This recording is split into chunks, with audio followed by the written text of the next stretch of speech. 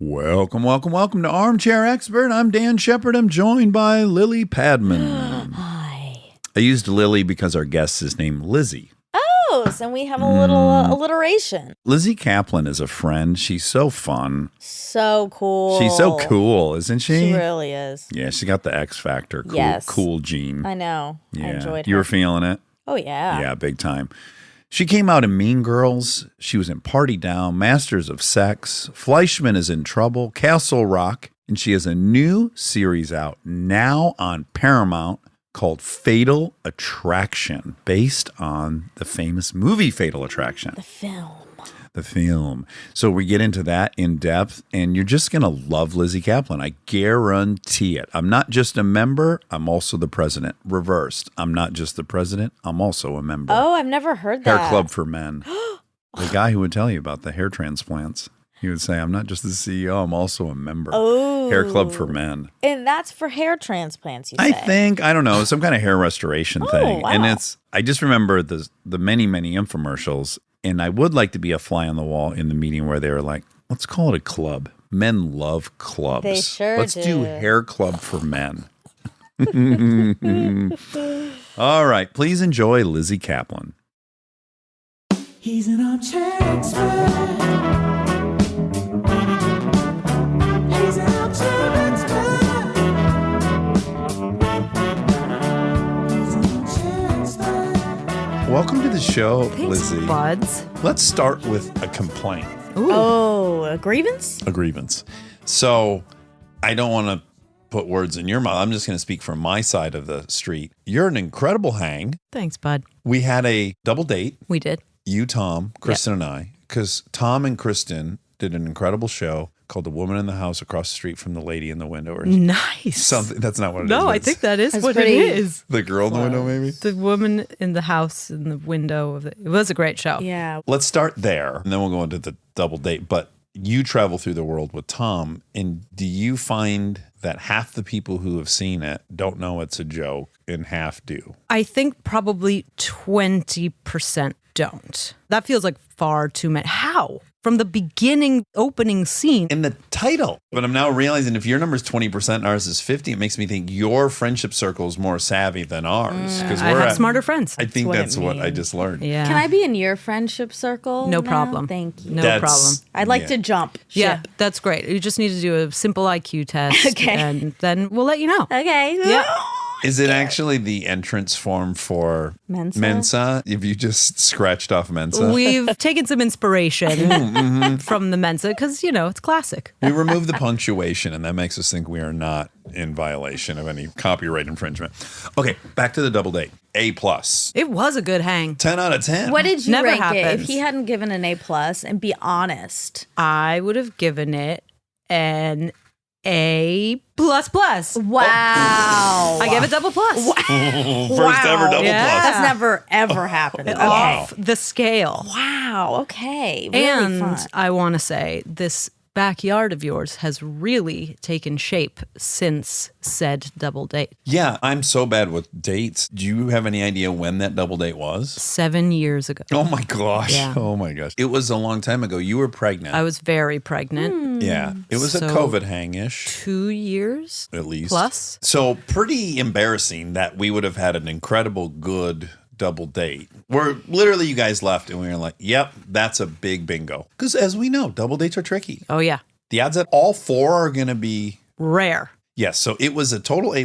And then as you sit here now and we do the math, it makes zero sense that it would have been 2 years. It's LA for you. You got to work together to see one another. Well, It's you the don't only live way. here. Well, we live here, very close to here, actually, half the time. Oh, okay. But we have been in London since February, and then been away from LA for like a year up until last summer. So we are here, but we're not here. Also, London's kind of similar. There's no like pop buys, which I feel Yeah. like this friendship could sustain a pop buy. Okay, I'm a huge proponent of pop buys. I just did 2 last week. Did you? Yeah. You're the guy. I am. If I'm in your neighborhood, I will knock on your door or I will stop to see you. That's the way to do it. It must freak people out, though. It does, but there's so far everyone's delighted because, again, it feels so 80s. Yeah, it does. Like a friend has knocked at your door Does. and they're holding a new toy. Yeah. And they're like, look at this thing. You want to give it a run? That is what happened probably for both of us in the 80s. Yeah. As I was learning more about you today and that you were a, in quotes, tomboy, I'm sure, there's some toys showed up. And Oh, some yeah. It was sporting always equipment. about seeing the new toys. I do think, though, that it's like New York people do that. I'm in your neighborhood. Can I come over? As we want to leave LA, we want to move officially to New York. And our friends here are like, well, what? You can't leave. It's like, I see you 4 times a year. Yeah. Yeah, you'll see us more if you move to New York, probably. It's really true because then you'll come to New York and like stay with us for 5 days. And when you're here, you're like, what are we doing in the evenings? And it just gives you these hard dates to set things up. Yes. Okay, but let's get into London for half a second because, first of all, your husband is British. So I presume that's what took you to London and or work or both or neither. Both. I was there shooting a movie called Now You See Me Too, the second act. Mm-hmm. And Magic. yeah, it is about magic. And the third one will be John called The Shoe. Prestige, even though there's already a movie called The Prestige because that's the end of the magic trick, right? We learned that in the movie, in the Nolan movie? I have remembered so little about all other magic movies, actually including Now You See Me Too. I don't remember anything. Okay. I just remember people were mad that it wasn't called Now You See Me Too. Wait, now you don't. Oh, now you don't see Yes. me. Okay. Yes, it should I have been get called Now that. You Don't. Now you see me, How now about- you don't. Third pitch. Now you two see me. Ooh. And the two is a number. I think they are making a third one, so Are I'm going they? to pitch that. Yeah. People love that movie. Yeah, absolutely. It was a very fun movie to make. So I was there shooting that for like 4 months, and that was in London. And then we met when I was there. He wasn't in the movie. January 2015. Wow. Thank you for that. And then quickly you became romantically entangled. We did. Was it an immediate attraction? Did he take your breath away? I He's mean, so gorgeous. He's it's a crazy. very handsome man. Yeah. And it was a longer story. I had just gotten out of a long relationship. I was driving around in LA. This was years before I met him, went to London or anything. I was like, well, how do people date? How do you do this? And a bus drove by with a billboard on the bus, and he was doing a television show at the time called Da Vinci's Demons, where he was playing a young, hot, and sexy Leonardo da Vinci. But a And straight version or a gay No, version? he dabbled in both. Okay, wonderful. And his like shirt was off on the thing, and I was like, I'm gonna go out with that guy. No. I'll go out with that guy. Come on. Yeah, and then I looked him up, and I Oh my God, I saw- love you. These things never work out in this way. Had you already seen him act, or this is a straight, just on the visual? Straight I body, Good Wow, for I you. love this. torso-based decision. Shirtless Yeah, he is. decision. Yes, he's ripped. Oh, And I'm not even normally like a drawn to You that. don't go Yeah. after juice heads. No, I really, I know it may come as a surprise. And so then I saw that his American agent was at ICM, and I have a very good friend who's an agent at ICM, and I was like, hey, what's up with this guy? Yes. This is great. These are great tips. Yeah, it's a little psychotic, but No. there's a happy ending. It's assertive and ambitious. Thank you.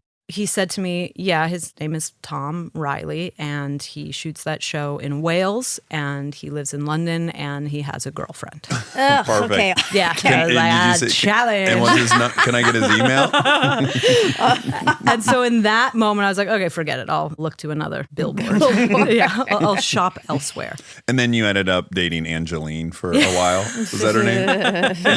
Or Chaz? Oh my God, Chaz Dean. Jesus. Chaz Dean. Yeah. Who weirdly, Two next time you see vests. the billboard, please think Dax Shepard and Seth Green's child. Because somehow he looks like a mix of Seth and I. When you just said Chaz Dean, I saw a little Chazzy in your eyes. Yeah, yeah. I mean, he's keeping it tight, very groomed.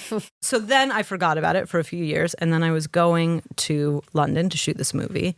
And I went out for dinner with my very best friend, who I had randomly set up on a blind date with a guy that she ended up marrying and having a kid with. Wow. So we're like, oh, the symmetry of this.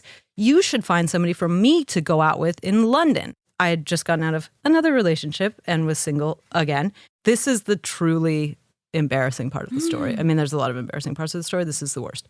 We sat at this restaurant and Googled for like a fun London fling. Oh, this is horrible. I can't actually believe I'm love it. going to I admit love this. this. An exclusive. And This I- is real life. Yeah, this sure is. So I Googled British actors under 40. Yes. Good for you. Yes. Oh. Stupid. I wish I had been at this dinner. I mean, this is so gross. Then he came up on one of these lists. I was like, that's the guy from the bus. Yeah. I remember this guy. Called again, and they were like, yeah, he still lives in London. Wait, hold on. You called the same ICM ICM? agent? I did. Checking back in, circling back on Checking it. on Tom's avail. Has his avail changed? Tech at all? Avail London. And then the person who was the showrunner, David Goyer of Da Vinci's Demons, turns out he's married to a girl I've known my whole life. I didn't put any of this stuff together. And so my friend and I started talking to the showrunner and his wife. Like, I want to go on a date with this guy. And You're like chasing leads, like in Glengarry Glen Ross.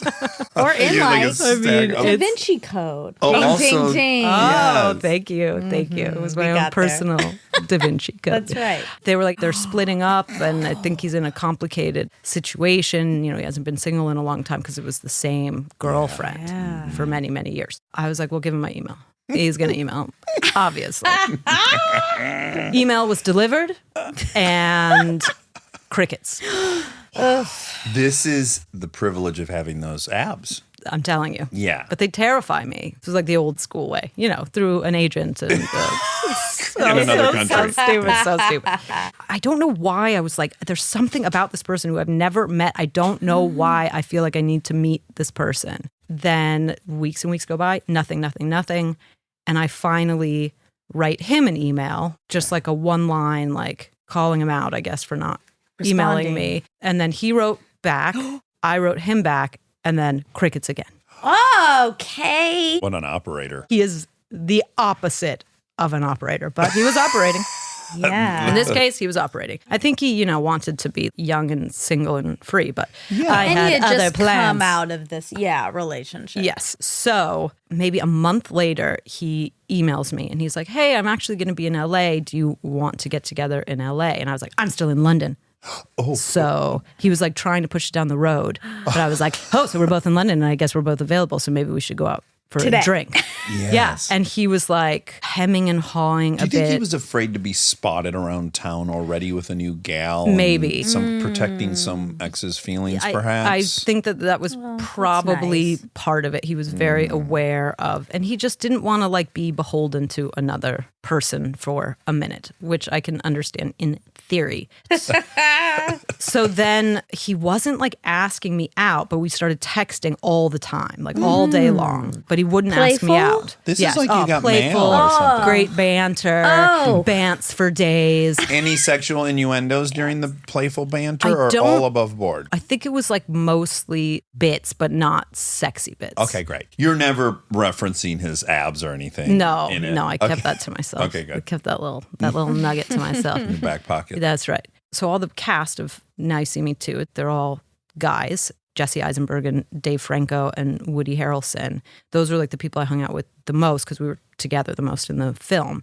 And we were all out and I was texting Tom and he wasn't getting back to me. And all of them were reading the texts and they were like, fuck this guy. Oh, Fuck this fucking pussy. Not asking you out. Just forget about him. And I little was, boy. Yeah, fuck this guy. And I was Oh, like, yeah. they're being so protective. Yeah, they were. did Woody know who you guys were talking about? No. Okay. Okay. But he got in on it. Yeah, That's he good. was. Yeah. Anytime somebody's saying "fuck this guy," he chimes in. Sure. So then I remember saying to, I think it was Dave Franco, being like, I don't know what it is. I just feel like I need to go out with this guy. So I texted Tom because he wasn't asking me out, and I texted him like, "Stop being a pussy and ask me out." Yeah. And he was like, "Okay, let's go out for a drink." And we went out for a drink, and it was like a 6-hour-long date. It was really wonderful. Oh. And then our second date, we went to Paris on a whim because that's the kind of shit you can do when you're in London. It's like going to San Diego here. And then we had like normal dating for 2 months. And then I had to come back to LA. And I was like, do you want to come? He's like, yeah, I'll come for a few weeks. And then he stayed for 9 months. And we like got a dog and did all this crazy shit. And then I went back to London for 9 months and we got a house together there. And then it was just like bang, bang, bang, bang, done. Wow. Yeah.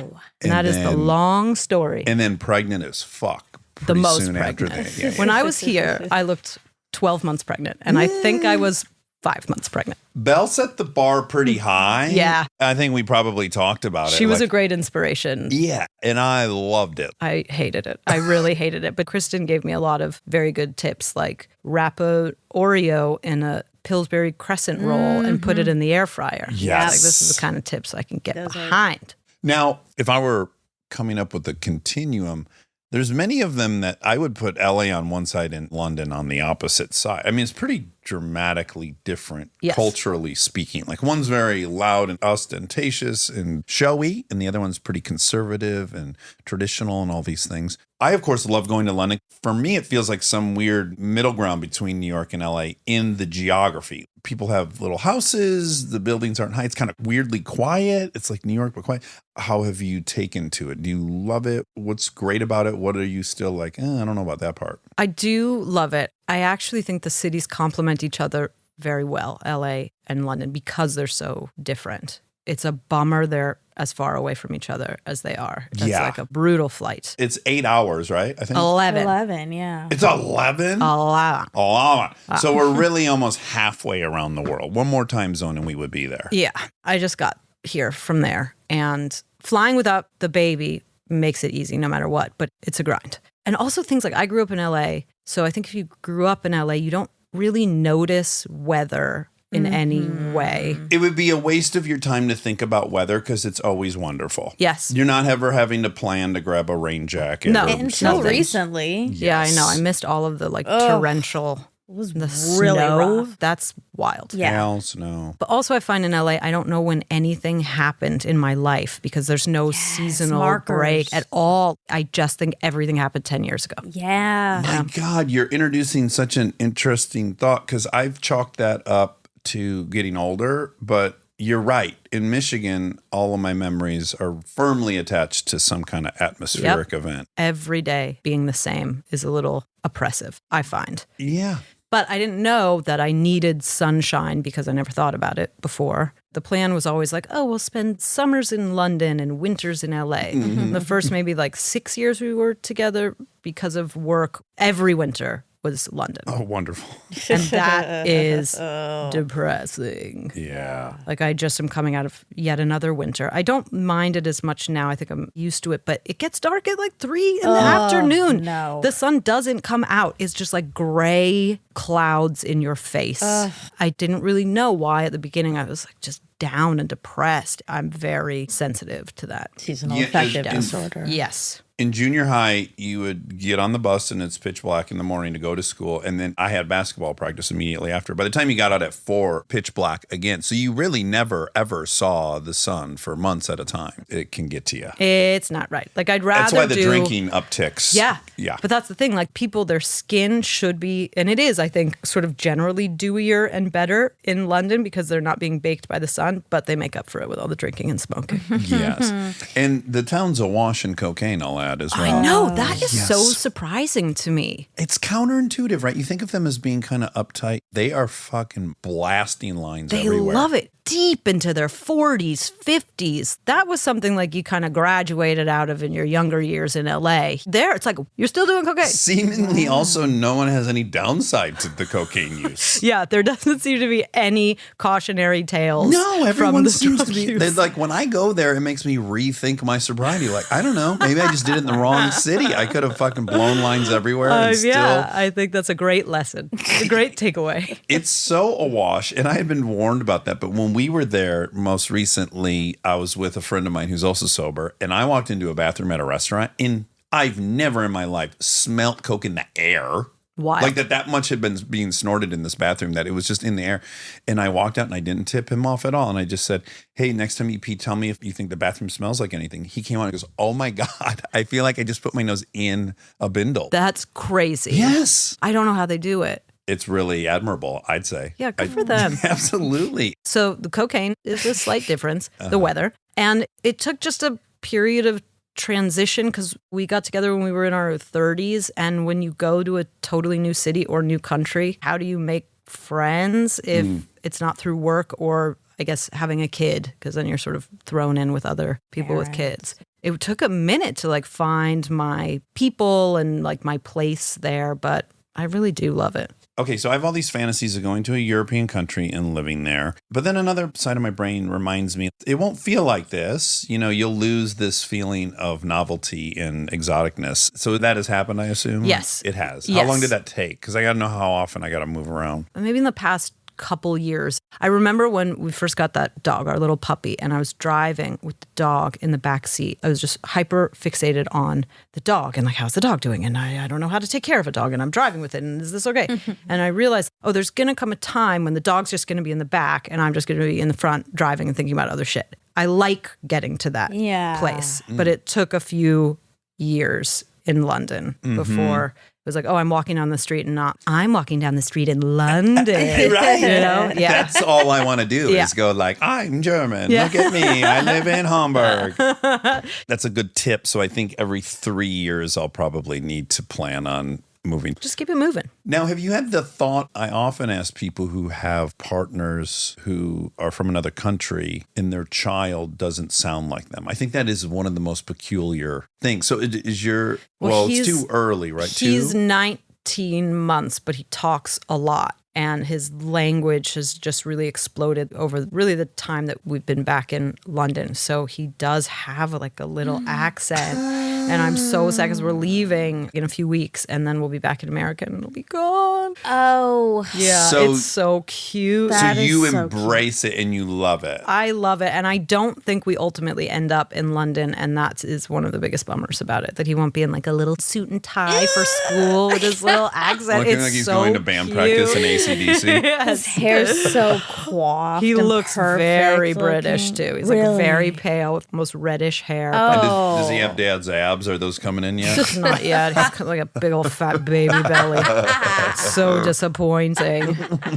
But he does say like cup of tea. Oh, It's crazy. And he says like lift instead of elevate and rubbish bin. Oh my God. I know. Rubbish bin. It's crazy. You have to get it all on video, Oh, I've got it on obviously. video. Okay, good. Let me know if you have a few spare hours. I'll regale you. Could you, as a favor to me, get a video of him saying aluminium or laboratory and send it my way? Not a problem. Those are the best ones. Okay. An advertisement's nice. Yeah, advertisement's good. Urinal. Oh, they say urinal. Sure do. Oh, my Lord. Like Uranus, urinal. Yeah, it's a fun one. I have a question. Oh. We're getting too far away from it, so I want to insert it now. When you were talking about matchmaking your friend, I have an issue with this because when people try to matchmake me, my first question is, well, why didn't you date him? Good question. He's not good enough for you. Great question. So let's just spitball on Okay. this. I think the only time, and I dine out on the fact that I set my best friend up with her husband, like Yes. on the regular, because that never happens. Right. I think the only way to do it and preserve everybody's egos and feelings is to set up a friend with somebody you barely know. So you can be like, I don't know this person. Like the guy who I set my best friend Marissa up with, his name is Alex, and I met him on a shoot. He's a camera guy, and They're the hottest people on set. yeah. he's very handsome. Yeah. Well, just camera in general, they have a power over us. They stare at us More and give us no masculine. reaction Yeah, at all. very And you're like, strong. why aren't you responding at all? I know. No drama. Yeah. They're just there to get it done. But we were shooting like some little short thing, and he and I ended up being in the same elevator for a second. And he started talking to me about, he's into soccer. And I was like, my best friend's really into soccer. You should go out with her. She's really pretty. And he was like, okay.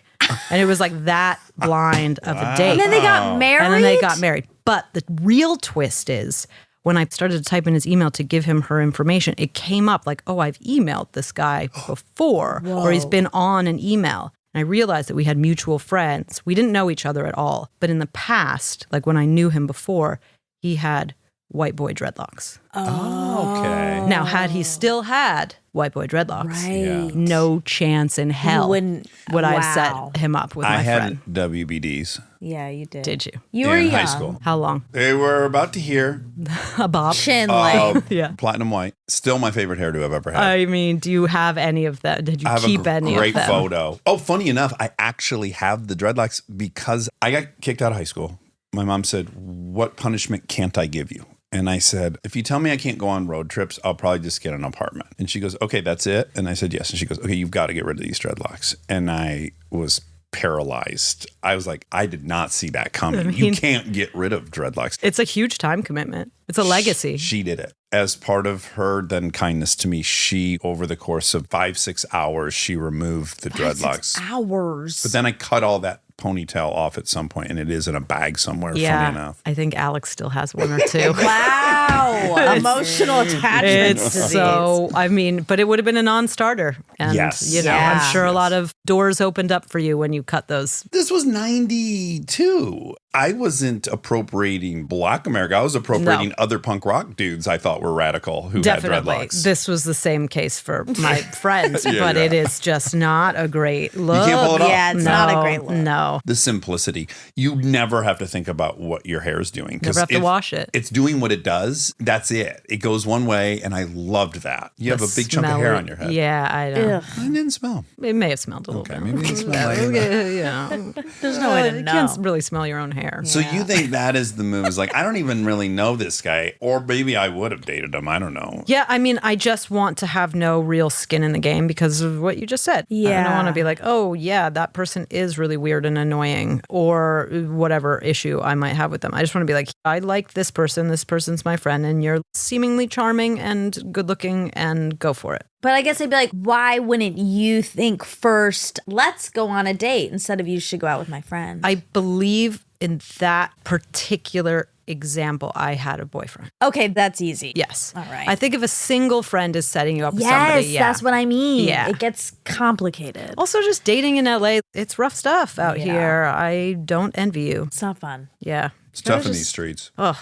I never ever set people up because I don't presume to know what anyone's like in a relationship. Like what someone's like as a friend is almost no indicator on what they're going to be like in a fucking romantic relationship. I don't want to deal with the fallout if it turns out the person's, and likely they will be, so there's something weird about them. Yeah, but that weirdness should be uncovered by the person, and then you're out of the game. It's totally out of your hands. Yeah. Do the intro, step back gingerly, And watch the show. have at it. Yeah.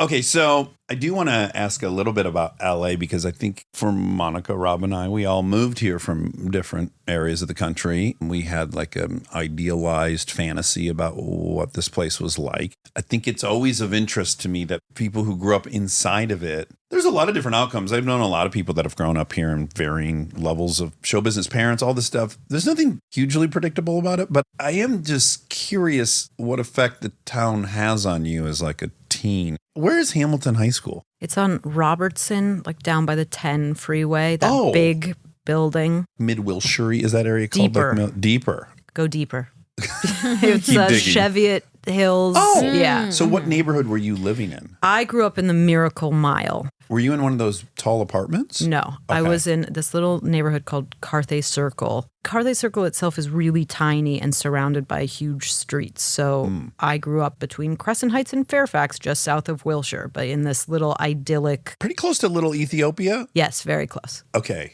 Did you develop a taste for the Ethiopian cuisine while I living there? didn't go to Ethiopian food until I was way older, which is a real failure on my parents' part. I was right there, and it's delicious. Probably the best in the city, I'd presume. Oh, there for sure. I guess I stupidly thought that maybe that was one of those schools north of Sunset and like Barrington, that whole world. But No, this no. is much more. This is like a straight Blue-collar. public school. Yes. And your dad, what kind of lawyer was your dad? He was an estate lawyer, so he Oh. did wills and that kind of stuff. Is he still with us? He is. Does he meddle in your estate planning a lot? No, I wish maybe he would do more of that. There's like such a disconnect. It's shocking that that was his job, considering how little estate planning he encourages in his children and also did for himself.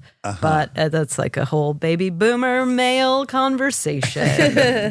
My family, nobody was in the business. I had one uncle who was a publicist. So this is a ding, ding, ding. Rob went to his funeral. I know, we were just talking about you this. were? He's really good friends with my dear Uncle Howard, who just passed away a few weeks ago with his husband. And he was a kind of crisis manager, PR guru. Yes. My first thought when I heard that, and he was your uncle, were you privy to all sorts of delicious scandals in the 90s? I definitely spent a lot of Jewish holidays at the Lewinsky's house. Okay. Monica Lewinsky, I actually met for the first time at the memorial for my uncle. So she wasn't there, but her father and stepmother, I spent a lot of time with them. Really? They're wonderful. Well, she's wonderful. She's- She's Love her. incredible. Yeah. I was so happy to meet her, and her vibe is so incredible. The fact that she just like glows and feels so optimistic about I things know. when, god damn, the whole world, like she to me is one of the most heroic figures. I agree. Yes. Like how on earth, God, we did her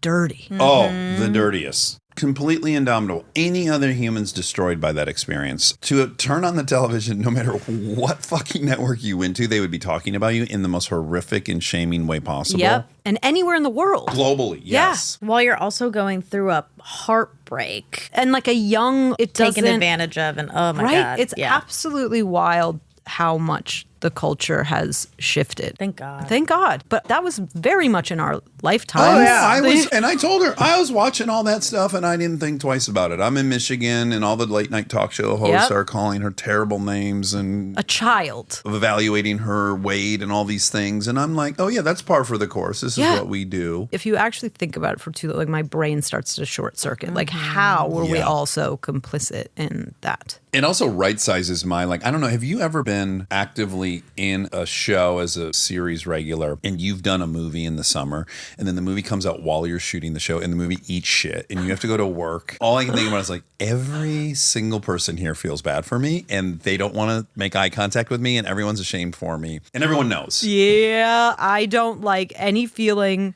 less than feeling like people feel sorry for me in any way. And so it took me many years of therapy to, in that particular situation, not have to go around and make everybody else feel okay about it. That's me. Yeah, it's Same. exhausting. Why are we like that? It's like a codependent thing. Yes, the notion that I'm making someone uncomfortable with my failure is the nadir of how I can feel. It's life ruining. So for her, I'm talking about going to a movie set, maybe in showbiz and my movie didn't work. It's like the notion that you'd walk out of your house and no, the whole world's the set. I have no way to actually, like, But also, no people real are talking point about of your reference. vagina and your sex acts. Like, I mean, this is so Wild. It's so wild. It's so bad. It's yeah. so Once you start crazy. like really uncovering it, And she was so young. sweet buddy, I know. it's so sad. It's really fucked up. So the Lewinskys. The Lewinsky's, I knew them in a family way, but my Uncle Howard, he was a crisis publicist. So we were technically in the same business, but not really. He introduced me when I was 15 to the lowliest assistant at the tiniest management company who said, yeah, I'll send her out on auditions. In that way, I guess was I'm a your- Nepo baby, but it's sort of like that was kind of Your foot in the door. Yes. But my family, like my immediate family, nobody in the business, none of my friends from growing up in the Were they business LA really. natives? Mm-hmm. They were. My mom, not my dad. Where's your dad from? Chicago. Good estate planning out there. Yeah. I mean, Some of the best in the country. I can only imagine. Shoulda stayed. They dot their I's and cross their T's out there. Yeah, well, There's- something happened in transit. Did they stay together? Were they? My mother passed away when I was 13, but Oh, they were didn't know that. I'm together. sorry. Yes. But I always sort of marvel at people coming to this place from other places because it's so weird and takes so long to like find your crew and your people. And that's like the only way to survive this city, especially in this business. But I feel lucky because instead of going home to Michigan, when I want to go home, I'm still in LA. Yes. And it yes. may as well be somewhere completely different. Like my friends from growing up could give a shit about any Hollywood, whatever. I think that's probably why you don't like pity. If your mother died when you were 13 and That you had to is- walk through school and Oh. That's 100,000,000% it. Because also that age, Yeah, 8th grade? yeah. 8th grade. it's Oh, literally God. the worst time ever. To add to that, that was the time when the most hilarious comeback to anything was your mom. So I would say something and somebody would say your mom, and then a look of horror would come over their face, and I would have to be like, no, it's okay. That's that you so said that funny. to me. This is the racist joke thing. Yes. Monica's around, someone says a joke they shouldn't, they realize they shouldn't, they fucking panic. And now Monica, who already had to sit through the racist joke, now has to fucking console this like, "It's person. That, I know fine." you're not a terrible piece of shit. You know, it's like, oh, fuck. It's not how Like- it's supposed to be. No. You got to learn to, I guess, let people sit in that discomfort. It took me a real long time. Stay tuned for more Armchair Expert, if you dare.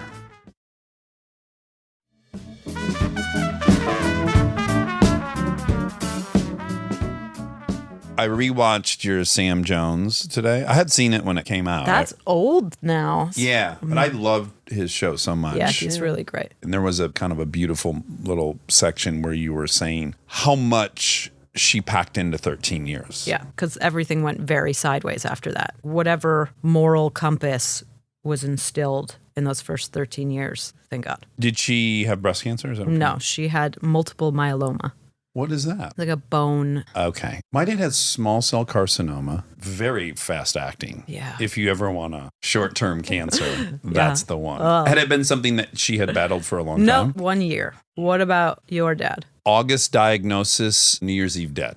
Fuck. Yeah.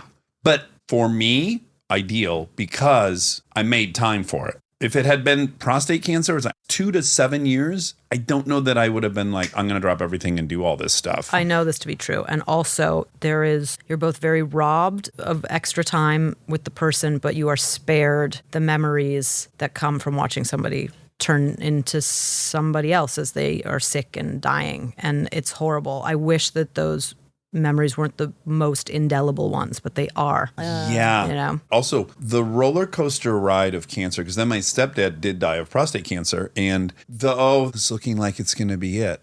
And then you're like mentally preparing for that. I was probably a couple of weeks. And then these weird, miraculous upswings. And you're like, now are we planning to take a trip? I know. That ride It's so cruel. It and is really, really horrible. hard. And I found myself, I hate to say it, but like with my dad, I got this call 4 days before he died. And when I had left, he was no longer speaking or eating. Then my uncle's like, yeah, he's feeling great. And I'm like, I don't know that I know. The go do it whiplash again. is wild. Yes. I'm so with you. And my uncle Howard, who passed away a few weeks ago, he was like a very healthy man, went to the doctor religiously. Every was couple on, hours. Yeah, kind of. Like he Yeah, was on yeah. top of his shit. He was diagnosed with leukemia and died 8 days later. No. And he was like, fine. What? Oh, my Lord. Yeah. That's wild. It's crazy. I And never heard of one that quick. I haven't either. And I don't think a I'm lot sorry. of the oncologists had. It was a very profound experience. But like what you're saying, I agree with that. And it was so quick. It was almost like a car accident. But we had these 8 days to say everything. Yeah. I mean, look, there's no preferred route, but in a way, you got to do all of that. He was himself till the end, but it's just so shocking. It's so destabilizing. So out of control. Yeah, you could just be unlucky and get this thing. Hell. And I learned more from my Uncle Howard over these 8 days. I never thought that he would be the one that like taught me how to die gracefully. It's so dark. But as soon as he found out, he was like, I am at peace. I am in full acceptance. How are you? Let me take care of you in this. It was wild. Wow. Cracking jokes the whole time. He did it so beautifully. But it's very, very sad because our mutual friend, Mike, they got married while he was in the hospital. And then it's so depressing. They got married. Oh. Yeah, they were very seriously They had dating. a hospital wedding. Those are so romantic. Yeah, I mean, honestly. But it was beautiful. It was the one thing he wanted to do. Before he died. That's Yeah. wonderful. Yeah. Okay, so back to the LA thing. Yeah. Were there kids in your school that were getting on shows and stuff? There had to be a little of that. Some of these schools, as you know, everyone in your class is a series regular. Yeah. This is part of the reason why we don't want to raise our kid in LA. Like, I just don't know that version of an upbringing in LA. I grew up here and that's so completely different. He'll be like the kid of actors and that's a whole thing. Sure. So I remember one girl, her dad was Scott Bakula. That was Ooh. pretty cool. That's huge. Yeah. I mean, Yeah, it when was you're in a school. big deal. Yeah. I don't know who that is. That's sad. I'm sorry. Bakula. Come on. You he's probably the recognize him. greatest, the time traveling Quantum show. Leap. Quantum Oh. Leap. Count Bakula. Yeah. Does anyone ever say that? No, damn it, where were you? Emil Hirsch went to my school. Oh, that's Ding, exciting. ding, ding, ding, Yeah. Yeah, he was a few years younger than me. I think he was already starting to do it, but like basically no. And it was a performing arts school. The gateway for you was piano, right? You were Yeah. originally there to Yeah. pursue piano. mean, It made me yeah. mad when I read that you didn't play piano when you were at our house. I really have lost it all. I bet, though, for us, we'd still be pretty blown away. I could impress you for 6 seconds, and that's it. Really? That's Just all I 6? remember. Okay. Yeah. All right. So you really said goodbye to that Very when impressive. you got 6 the acting seconds. bug. Yeah, I really did. I never looked back. It's really sad too. Two of the kind of overarching topics that I think are interesting, for at least from my perspective, is that you are an admitted tomboy. Your older sister was, like, as you described her, a bruiser. And then your older brother was a little more sensitive. And everyone was encouraged and allowed to be exactly as they came out of the box. Yeah. And then you found your way into comedy. You're already kind of like well conditioned, if you were a tomboy, to then end up in comedy, because especially at your age and me 7 years older, is a boy's world. It still is predominantly in comedy specifically. Yeah. I'm just really interested in the experience of being one of the guys type girls, and when does it all break apart? And I think you got to explore that in Fleischman. So what's the barrier we're missing as dudes? Like, that's not for me, even though I'm one of the fucking guys. Yeah, that's a rude awakening when being one of the guys served you so well, which isn't to say that I didn't have a lot of very close girlfriends. I did, but I was not a girly girl. And there was definitely a period of time where it's like, boys are just easier, whatever fucking people say. And it's just like a simpler thing. A lot of my closest guy friends, I mean, there's a group of us, we've known each other since we were like 5 years old. So we've known each other our entire lives. And I still find it easier to approach conflict with guys than with women. I don't know really what that's about. You just said you feel compelled to comfort people. And in confrontations with women, there's often emotions. And then all of a sudden you have to start comforting when you were trying to battle it out. Solved. Done. Next Thank you. issue. You are an expert. It took you a while to notice, but we're here now. I don't love conflict in general, but I think it's because I revere women more. My friendships with women are just a bit more important than my friendships with men. And my friendships with men, I have many very, very close, best guy friends. But there's something that I value more. Is it the shared experience of being an oppressed class? And I'm not saying that in a ridiculous, far-fledged point of view, but just objectively. As you get older, yes. And having a kid really is an eye-opener. I have never loved just women more in general than after having a kid. I really was like, oh, it's just like a secret club when you have kids. You all have been like meeting behind my back this whole time. 'Cause when you don't have kids, you're not forced to pay attention to the minutia of the whole experience. And seeing how women handle this utterly overwhelming, usually a very unfair division of labor, no matter how present your spouse is, and navigating that. I'm a woman and a mother, and I have a job that I love that I don't want to give up. That seems really easy to figure out on paper. And then when you're tasked with actually trying to Pumping do at work that, and stuff. yeah, it's really brought into focus. You were actually never one of the boys. And we talk about it in Fleischman. Like,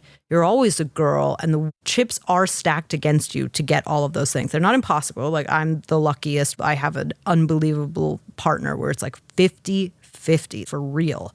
But I know how rare that is. I just knew I wanted to be very, very involved in all the decisions. And I was like, the only way I have a seat at the table is if I'm doing half the shit. Because I had a lot of dude buddies who it's like, they're not doing 90% of it. So guess what? They don't get to pick the bedtime. Selfishly, I wanted some input. But if I'm being dead honest, even with that quote 50%, I think the simplest difference is I don't ever really worry about anything because I assume either I'll do it, but I definitely know she'll do it. Yeah.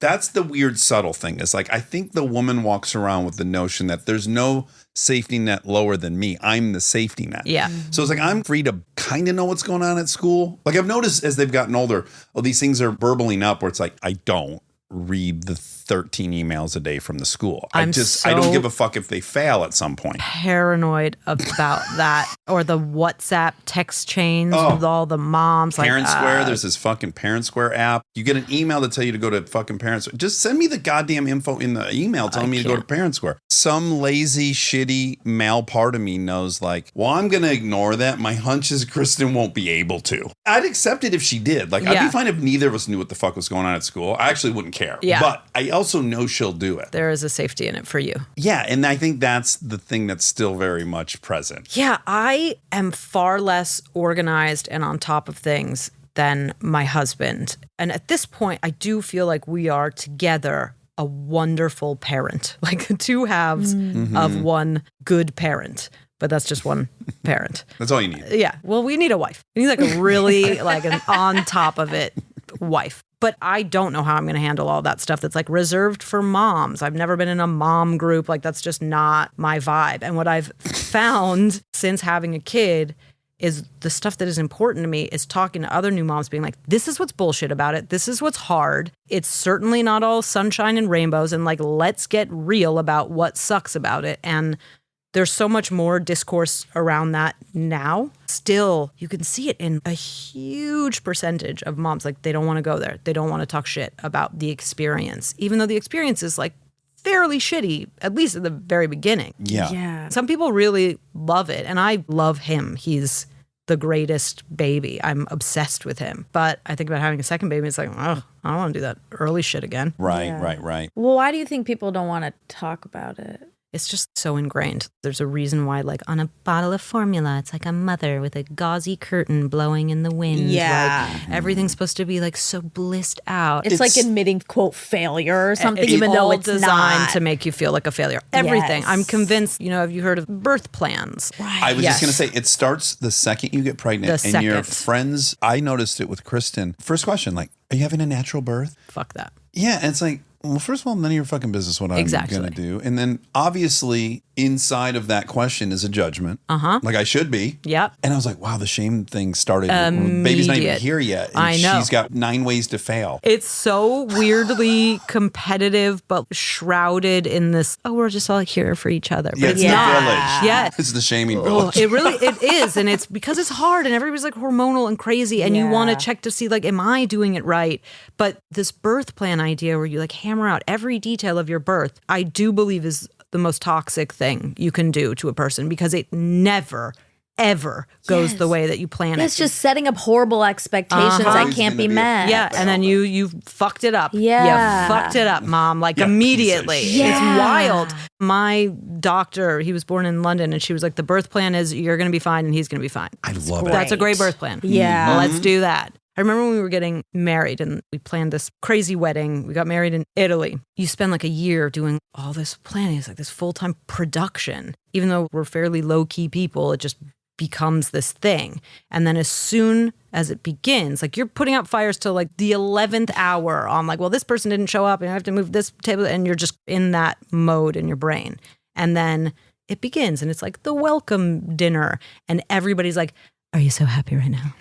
Is this the best day of your life? You're like, well, give me a fucking second. We can't even look at the photos from the first night of our wedding because I look so unhinged. My eyes are like popping out of my head. I remember the guests would talk to me and then they'd slowly start backing away. I was like, is everything going okay? Are you having fun? And it's like the same thing with having a baby. Your body gets destroyed on top of like all the pressure and fear that comes from like, oh God, I have to raise this person now. And as soon as it happens, your hormones, everything's wild. And then people are like, are you so blissed out? Oh, God. It's like, no, who is? Yeah. It's crazy. That's a lot. Yeah, it's a lot. But if you're prepared, then it's less of a lot. Now back to the one of the guys thing. I'm asking sincerely. Is it when we get sexual? No, I maintained my tomboy. Okay. Through that. Yeah. There's some element when you're like the token in any group where people are going to start just kind of pushing a little bit at the tokenness. I don't know. Does that make any Well, sense? I also think how my tomboyishness manifested itself when I was now a girl who was like trying to be also attractive to men. It was a lot of like, I don't do that girly shit. Like, we're cool, man. This is casual.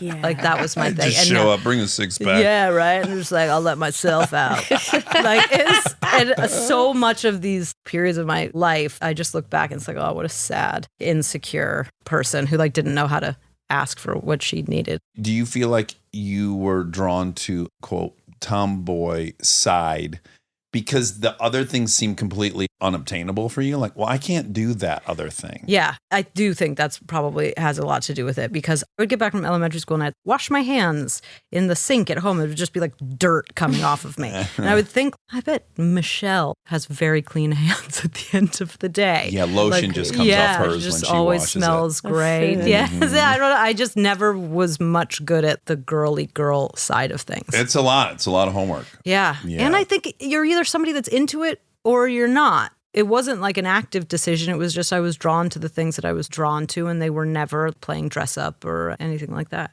I would imagine as you become one of the group, and it's all dudes, there's also some baseline misogyny we all have. And I always wonder if that part gets weird when you're like, oh, she's so cool, she'll understand this. Yeah, I think that's when you start to realize, oh, this isn't my actual group, where it's like, oh, yeah, let's talk about that girl. Yeah. She sucks. Where are you going on with that girl? Trying to talk about other women with men, that's not it. That's where the buck And then there's stops. some Yeah. fraudulence. I'm sure you feel you're putting on a persona in some way. Yeah, and yet, because my group of friends, a lot of the guys are not alpha male types. They were cool, but they also really wanted to get good grades and like be smart. Like it Yeah. was Yeah. never like act dumb. And I think going to that sort of odd performing arts school, there was no, oh my God, the captain of the football team. And You those are didn't the have that. cheerleaders. No, that like wasn't my We had experience. that. That hardcore. would be fucking awful. I Monica's don't think I state would do champ well. cheerleader. I Twice gotta see decorated. you and Ryan Hansen. Oh my God, he's always trying to get me to toss hands with him. I never drop my girls. I never do. I'm just too scared.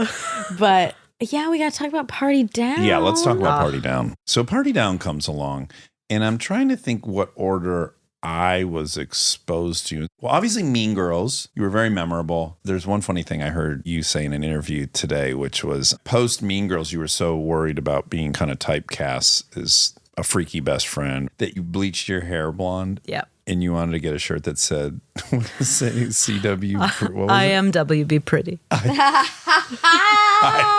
am WB. Oh, that's so interesting. Oh, it was a different time. It Yeah. really, really, really was. From that moment to Fleischmann's, I think Fleischmann's, that's got to be the first cast you're in, which is all Jewish folks, Yes. right? So from 99 until 2022, 23 years, in that time period, you can now have an all-Jewish cast. You really wouldn't have had that. No, and I do think it's a very common misconception that everybody's Jewish on a set, and it would be exciting to have one other Jewish actor, but it never, ever, ever was a whole cast. You've now felt the female vibe, like you've bonded with the mothers. Yes. Did something click on that set where like, oh yeah, this feels right? Yes, but I'm like very opposed to, Segregation. well, Hold on. It has its place. well, hear me out. I definitely don't love this. You have to be the thing that you're playing. Yeah, no Yeah, one does. and- 7 people on the internet do. Yeah, and they're very loud. Yeah. Those 7 people really run their mouths I a don't lot know about if it. you ever saw the Bill Burr bit he did. It was in a London stand-up, and he's like, why wasn't the serial killer played by a real serial killer? It's really true, right? It's like, and that's where It's we're insane. going. I just fundamentally disagree. He's like, no, they're actors. What is the goal? Like, what is the finish line here? And I think that it's everybody can play everything. But this, like, you have to do it this way. I think we're forgetting that the goal is that everybody should be able to play everything. I'll tell you the best hack for this debate that I've had is a friend of ours, Rick Glassman, has autism. I said, who do you want to play you in a movie of your life? Is your first thought, they better have autism? He's like, no, my first thought is, I hope they look cool. Yeah, I hope they're good And they're looking. hot. 2, I hope they're a great actor. If you asked even a person who would then be played in a biopic, they wouldn't necessarily say they have to be gay or they have to really have a bad leg or they really have to have this. I think there are a few examples. That movie Coda, those deaf actors, totally. And marginalized people who can't get roles in movies, let's give Yes. them those roles. Definitely. Yes. And I want to reach the end game, which is it doesn't matter what your sexuality is, what you look like. You have a real shot at this thing. And I get that it's going to be uncomfortable in the process of getting there.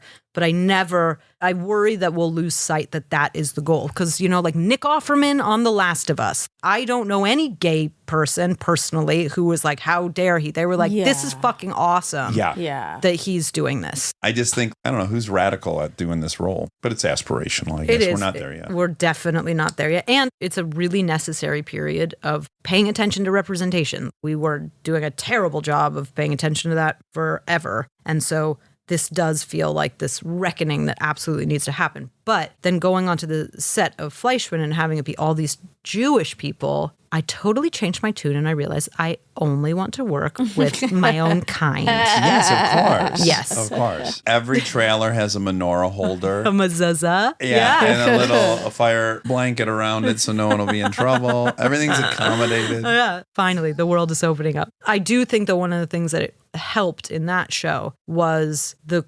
cultural Judaism, which is how I identify. I'm not religious. I don't know if I've ever really been about God in any way. It's purely cultural. And I know it's the same for my castmates. And there's something nice about the understanding of how that lives in the background, as opposed to if I wasn't Jewish and playing a Jew, maybe I'd need to be a little more Jewish or something. It's like, no, that's not actually how it is. It just sort of informs how you process the world, but it is not your main thing. I think it was like a shortcut to getting there. I don't think that non-Jewish actors couldn't have done wonderful jobs, but there was something comforting about that shared experience and knowing where to put the Jewish part of it, which was like in the deep BG. Yeah. In AA, there's this bizarre, it's so anecdotal, such a stereotype, but this curious thing, a high percentage of folks that come to AA that are Jewish are not there for drinking.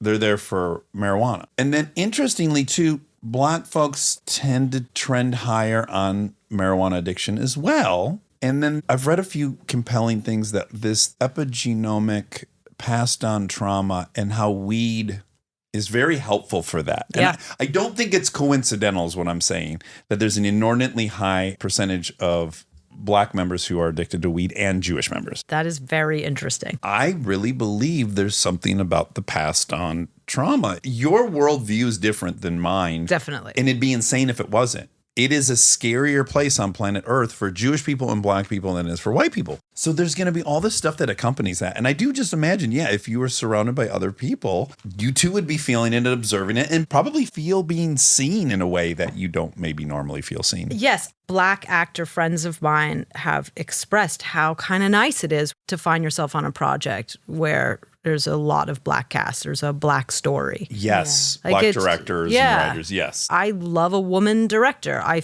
feel like I'm in much safer hands around certain types of material when it's a woman. It's really interesting. We're kind of here. You just did a show that happened in your lifetime. So that's mildly encouraging. Yeah. Oh, Party Now. What a group. Ken Marino, Adam Scott, Ryan Hansen, Jane Lynch, Martin Starr, you, Megan Mullally. Creator of Veronica Mars. Yes. Ding, ding, ding. And then weirdly, I mean- Paul Rudd. Oh, yeah. Why is he in there? Dan Etheridge, John Enbaum, Rob Thomas, and Paul Rudd used to sit around and get stoned and watch The British Office. And they were like, why can't we make a show like Yes. this? And I think Adam Scott was there for either some of it, if not all of it. I don't know how they break the stories or anything, but John Enbaum writes them all. A little bit ahead of its time on the wrong network. In so many ways, it has the same vibe and quality as Veep, where it's just like every character is fucking so dialed in, so specific. Every time you see them, you're going to get the most wonderfully predictive and yet still novel That is dialogue. the sweet spot. I've been watching to fall asleep The American Office, and it's the same thing. It's like, Yes. you know exactly how to write for all of these people. They're all brilliant. And you just feel like you're in safe hands the entire time. Yes. That's a great way to say it. Because isn't that the truth? Comedy is innately dangerous and you're fearful. When you're watching people do comedy, you know there's a high degree of failure and you're scared for them. There's nothing worse than seeing stand-up and you're just seeing people you've never seen before. It's just like, oh my God, okay, I hope this guy does good. I know. Holy fuck, I hope he's doing. Oh, I hope he gets him back. It's like, it's the worst for me. I agree. So feeling safe in a comedy might be the best compliment you can give a comedy. It's like, I'm never worried. They're all brilliant. Kristen was brilliant when she came and did a few episodes. Like all the guest stars that came And it was the most fun ever job. Mine is Idiocracy, where it's just like no one ever saw it. It came out on 180 screens and it made like $11. 4 years later, people started saying to me like I saw it. Well, it's Freaks and Geeks. Yeah. You're on that two way, of them. like cult. I'm on a few. Yeah. Freaks and Geeks, and then Party Down. What was another one? I feel like maybe this movie I did, Bachelorette, found its audience later. Even Mean Girls had a whole second life once the internet got its talons in it. Yeah, it for girls is like Smoking the Bandit for boys or something. Oh it's my just God, always going to be it's- appealing. Yeah. Now I'm friends with the parents and they're talking about like their 12-year-old daughters watching it. It's wild. It's 20 years old. Oh my God. I know. Somebody told me that today. Like, oh, fucking hell. How? I get two feelings about that because now I'm at the 20-year mark for things as well. And first is like, yeah, okay, that's too much time. The other part of me goes like, well, you did it, man. You really hung in there for 20 years. It's Totally. almost impossible. So it's like, I first am shocked by my age, but then I'm insanely grateful. That's the only way to be. It's like, you're still here. Yes. Still doing it. And probably Yeah. you're still here. Yeah. You never know. You look at all the different paths that it could have gone down to like the roles that you got that got you the next role. You just don't know when you're in it and when you're starting and you're not looking back. It's wild that any of us stick with it. Yeah. The fact that you had auditioned for Masters of Sex and it was months and months where you weren't sure if you were cast and you were actually having to pass up on things. Yes. That's a crazy experience. And I'm curious how you had the conviction to do that. And then how panicked were you as you were watching time slip away and opportunities slip away? I don't know how. And I know that I've been that person to a lot of my actor friends, and I know that I've pissed off a lot of their agents. And I'm like, don't do it. Don't take the money grab. Hold off for this thing that might happen for you. Like I've gotten stern talkings to by other people's agents. Like, let them go make money. But it was all I ever wanted was to be on one of these prestige cable shows. I loved the material so much. I loved the character. It was a real person, Virginia Johnson. And because I had been doing primarily comedy, that goal to be on one of those shows just didn't really feel within my grasp at all. And then all of a sudden, it kind of was. And then just the idea that it might happen was more exciting than any of the other opportunities that were coming my way. It did feel risky, and I was definitely told like, okay, maybe it's time to move on from this thing. I don't know why I held firm. There's like a few times that I think I've done that in my career. I don't know Where why. it came from. Yeah. That's one of the more seminal experiences of your life, I'd Definitely. imagine. You did 3 years of that show. You were nominated for an Emmy. 4, but we don't talk about the third season. Okay. We don't talk about. I was tangentially connected to that show because you guys would always make that show on the off season of Parenthood. Of course, And so we the had crew. everyone, right? Yes. Did you have Mike Weaver? Yes. Tignini, Eric Tignini. Yes, Eric Danini. I Yeah. love him. How about Arthur Scipio Africano? Yes, and he did Fleischman. Oh, he did? Yeah, I hadn't seen him. He moved to New York, so I hadn't seen him in forever. I love him so much. God, so many. And Mona, little Mona. Yeah, oh my God. Mona Bona. That was her own nickname she gave herself. Bona She's Mona. like one of my favorite Oh. people in the world. I'm so glad you just called out Mona. Yeah. Yes, she was the best. She's engaged. She is. Yeah. Oh my God. That makes me so I know. happy. She's like in Atlanta, killing it. It was the last multi-season show that I did. And it really was nice. I really do miss that. I would love to do that again. I always hear people talk about the crew, and yeah, I get along with a handful of every crew I'm on, and yeah, they're all talented and all those things, but I'd not had the family experience, and I think it really helps. Like all those people we just mentioned are like home run people. Totally. Stay tuned for more Armchair Expert, if you dare.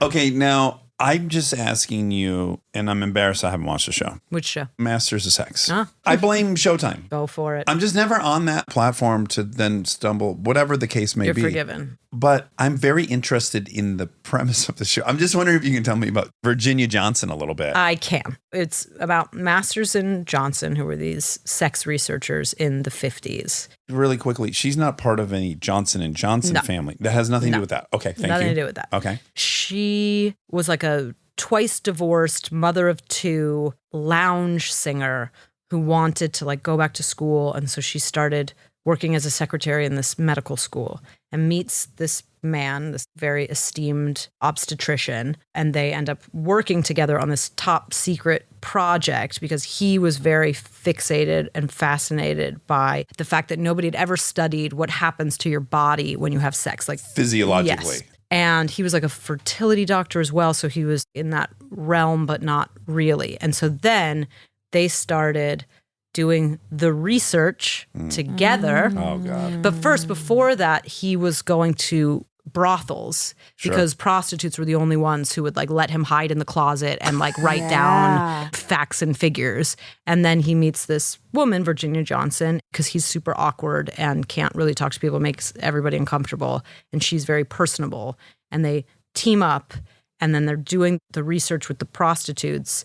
And then they start doing the research with each other, which God. is basically like they wired each other up and then would have sex with each other. Unbelievable. Yeah. Did they fall in love? Yes. They did. Yes, but it's Yeah, very you fucked that complicated. many times. Yeah, I mean, but it was very Catch some feelings. It was I think they were soulmates. He was married. They didn't end up getting married to each other until like 20 years after they met. And the marriage I don't think was great, but I don't fully remember why. And then they split up and he like went and married his high school sweetheart and then like lived out the rest of his life happily ever after. And she, I think, harbored a lot of resentment. She died between shooting the pilot of Masters of Sex and the series, and I never got to speak to her. And she wasn't like super game to me. No, and I really wanted to. I wrote her a letter and everything. She only really spoke out about what really happened between them. And they did this like unbelievable work. What's some of the best breakthroughs or things they discovered? Well, before them, it was very much any sexual dysfunction in a couple was the woman's fault. Yeah. They studied like the female orgasm a lot, which was something that like was never, ever, ever studied. They figured out fertility problems and erectile dysfunction. All of this is oftentimes has nothing to do with the woman. Like imagine that. Everything, any science around this stuff started with them. Wow. Yeah. Before them, it was Kinsey, but a lot of it was people really just listened to Freud, who really said not great things about women and their sexuality. So I really wanted to speak to her and hang out with her. And I was like, going to go to St. Louis. I'd do anything. She didn't want to do it, I think, because the whole series was based on this one book. It's the only source material. It was her telling their story to this author, Thomas Mayer. And it was like hundreds of hours of interviews and tape, and he let me have the tapes. Then I think she was just sort of done. She like wanted to tell it once. That's it. Let it go. Yeah. Okay, here's a mildly perverted question. Are there shows that you would love for America to watch, but maybe not your friends? That one. Because you're new to a lot of it, Yeah. right? Which is, Yeah. I would say, is a feather in my cap that I haven't seen the show because I think you're attractive. I've thought that for years and I didn't go watch. So I weirdly feel like that's Too much positive. science shit. It's less weird now. Thinking about it, I'm glad that it's been documented, the pre-baby body. Yeah, I think a lot of people, Chris and I talk about this all the time, is that you have this whole phase of your career where it's like you don't want to do nudity because then that's all you're going to do. That's all you get hired to do. And then you hit a certain age and you're like, I should have done more nudity. No, back when it was nice. Has she done it? Yeah, and in fact, I was really not going to bring this up because it feels like the most basic statement and it feels misogynistic to observe. But I was watching Fatal Attraction last night and you guys have a super hot fucking scene and it's a long one. It's I haven't seen it. doozy. I have not seen it. It's great. I'll tell you an amazing fucking scene. Have you watched Beef? No, I have to watch Beef. Oh, there's a sex scene in there that I'm like, they did it. Really? I thought Shame did it. That one scene in the hotel room where they show the whole thing from the kissing to the way it escalates. And I'm like, oh my God, they got it. I got the mirror neurons of like, oh, we're getting high. Right? Like It's so hard to do it right. Yes, I mean, I'm with you on that. and they did it. And then Beef did it. I gotta. It's I'm so just dying impressive. to watch Beef. But your guys' was great. And I could not help but think, because I'd been a partner to it, like Kristen had a couple babies. Yeah. And then there's that first movie back where it's like, all right, titties are out again. And she did it with insane confidence and looked great. Yeah. And I just could not be aware of that. Like, oh, Lizzy must be so delighted I haven't with seen this. it. I haven't Okay. seen it, so I'm You not. look great. Thank you, Yep, Dax. you look great. And it's a very sexy scene. It's a wild thing that's going to be on TV. In your living room. I think also the whiplash of nudity, sure, but I shot Fleischman is in Trouble, the first 6 months of the year, then flew back to LA and started Fatal Attraction like a month later. In very opposite roles. I mean, real whiplash. And the Libby character in Fleischman is supposed to be somebody who gives no shits at all about her appearance. I mean, my baby was 3 months old. I hadn't given a shit about my appearance for like the entire pregnancy. And then COVID was right before the pregnancy. Almost a decade of not giving Honestly, a fuck. that's what it felt like. My hair was like very long and I just looked insane. Just the mental shift of, oh, right, I have to kind of access Seductress. this other side. That was a challenge. With a new baby, it's very hard to switch back into that. French women, I hear, are great at it. Oh, is that the truth? Yeah, so they're Okay. great at it even when they're pregnant. And then as soon as they have the baby, they're like, remember me, I'm a sexual object. Remember me, I'm Yeah. still Oh, pouting. remember me? Yeah, I was like, I'm still waiting for that. I'm still so sad and only sex will cure it. Fatal Attraction, really quick, premise-wise. Have you seen Fatal Attraction, Monica? Oh, it's so good, Monica. It's like, it's so What was good. that writer's name? He was like the hottest Adrian thing. Lime. And he also wrote Showgirls, and Yes. he was on fire. He was getting like $5 million a script, and all of them were trashy as I will fuck, say but I also, love many of them. Showgirls has the greatest poster of any movie ever. It's her whole body and one leg, but she's like covered up almost like she's wearing a robe. You got to look at the visual. Oh, uh-huh. yeah. You're right. Very memorable. The second I see Yeah, that, I'm that like, is I know that good. one. It's a great yeah. poster Really nice one sheet, guys. and a classic film.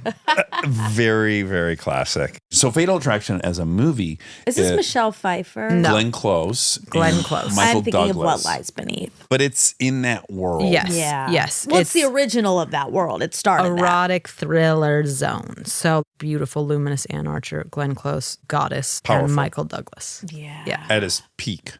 I'm remembering now, and it's been a long time since I saw that movie, but Nate and I used to watch that occasionally because you get a full reverse nude of Michael Douglas, and he has got her up against a wall, and he's really squeezing his butt cheeks. And Nate and I were inordinately interested in Mike Douglas's butt cheeks because Yeah. in our mind they were one thing, and then when we would watch it, it was always like, oh, right, they look like that. We often were checking out that scene. I love You were Michael checking out all Douglas. the male butt cheek scenes together. That's right. We had like kind of a little Roadhouse. movie club. There was like 8 of us. The only movie you could suggest had to have ample male nudity. And what was the best butt you saw? Tango and Cash, Kurt Russell and Sylvester Stallone. And there's just way too long of a scene of those two walking away, and they have such different butts. One of them's butt crack is centimeters above the anus is where it starts. It's interesting. Wait, but I'm gonna, What? Yeah, I didn't know there was Yeah, I have such a- disparity in crack. Yeah. there's a lot of personality in the crack Oh, of yeah. a butt. And Yeah. I'm specific about I have preferences for sure. You love I a would- long crack. Yeah, I wanted to start in between your shoulder blades and then end at your ankles. Ideally.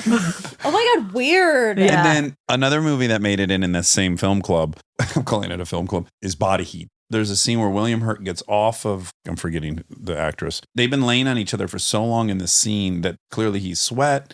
And then when he gets up, the penis is stuck to her abdomen and it's limp, right? So it's like, it stretches as it detaches itself from the, it's the most Oh my incredible God. bit of penis work I've ever seen in a film. Those were the days. And we Now don't even everybody know is- her name.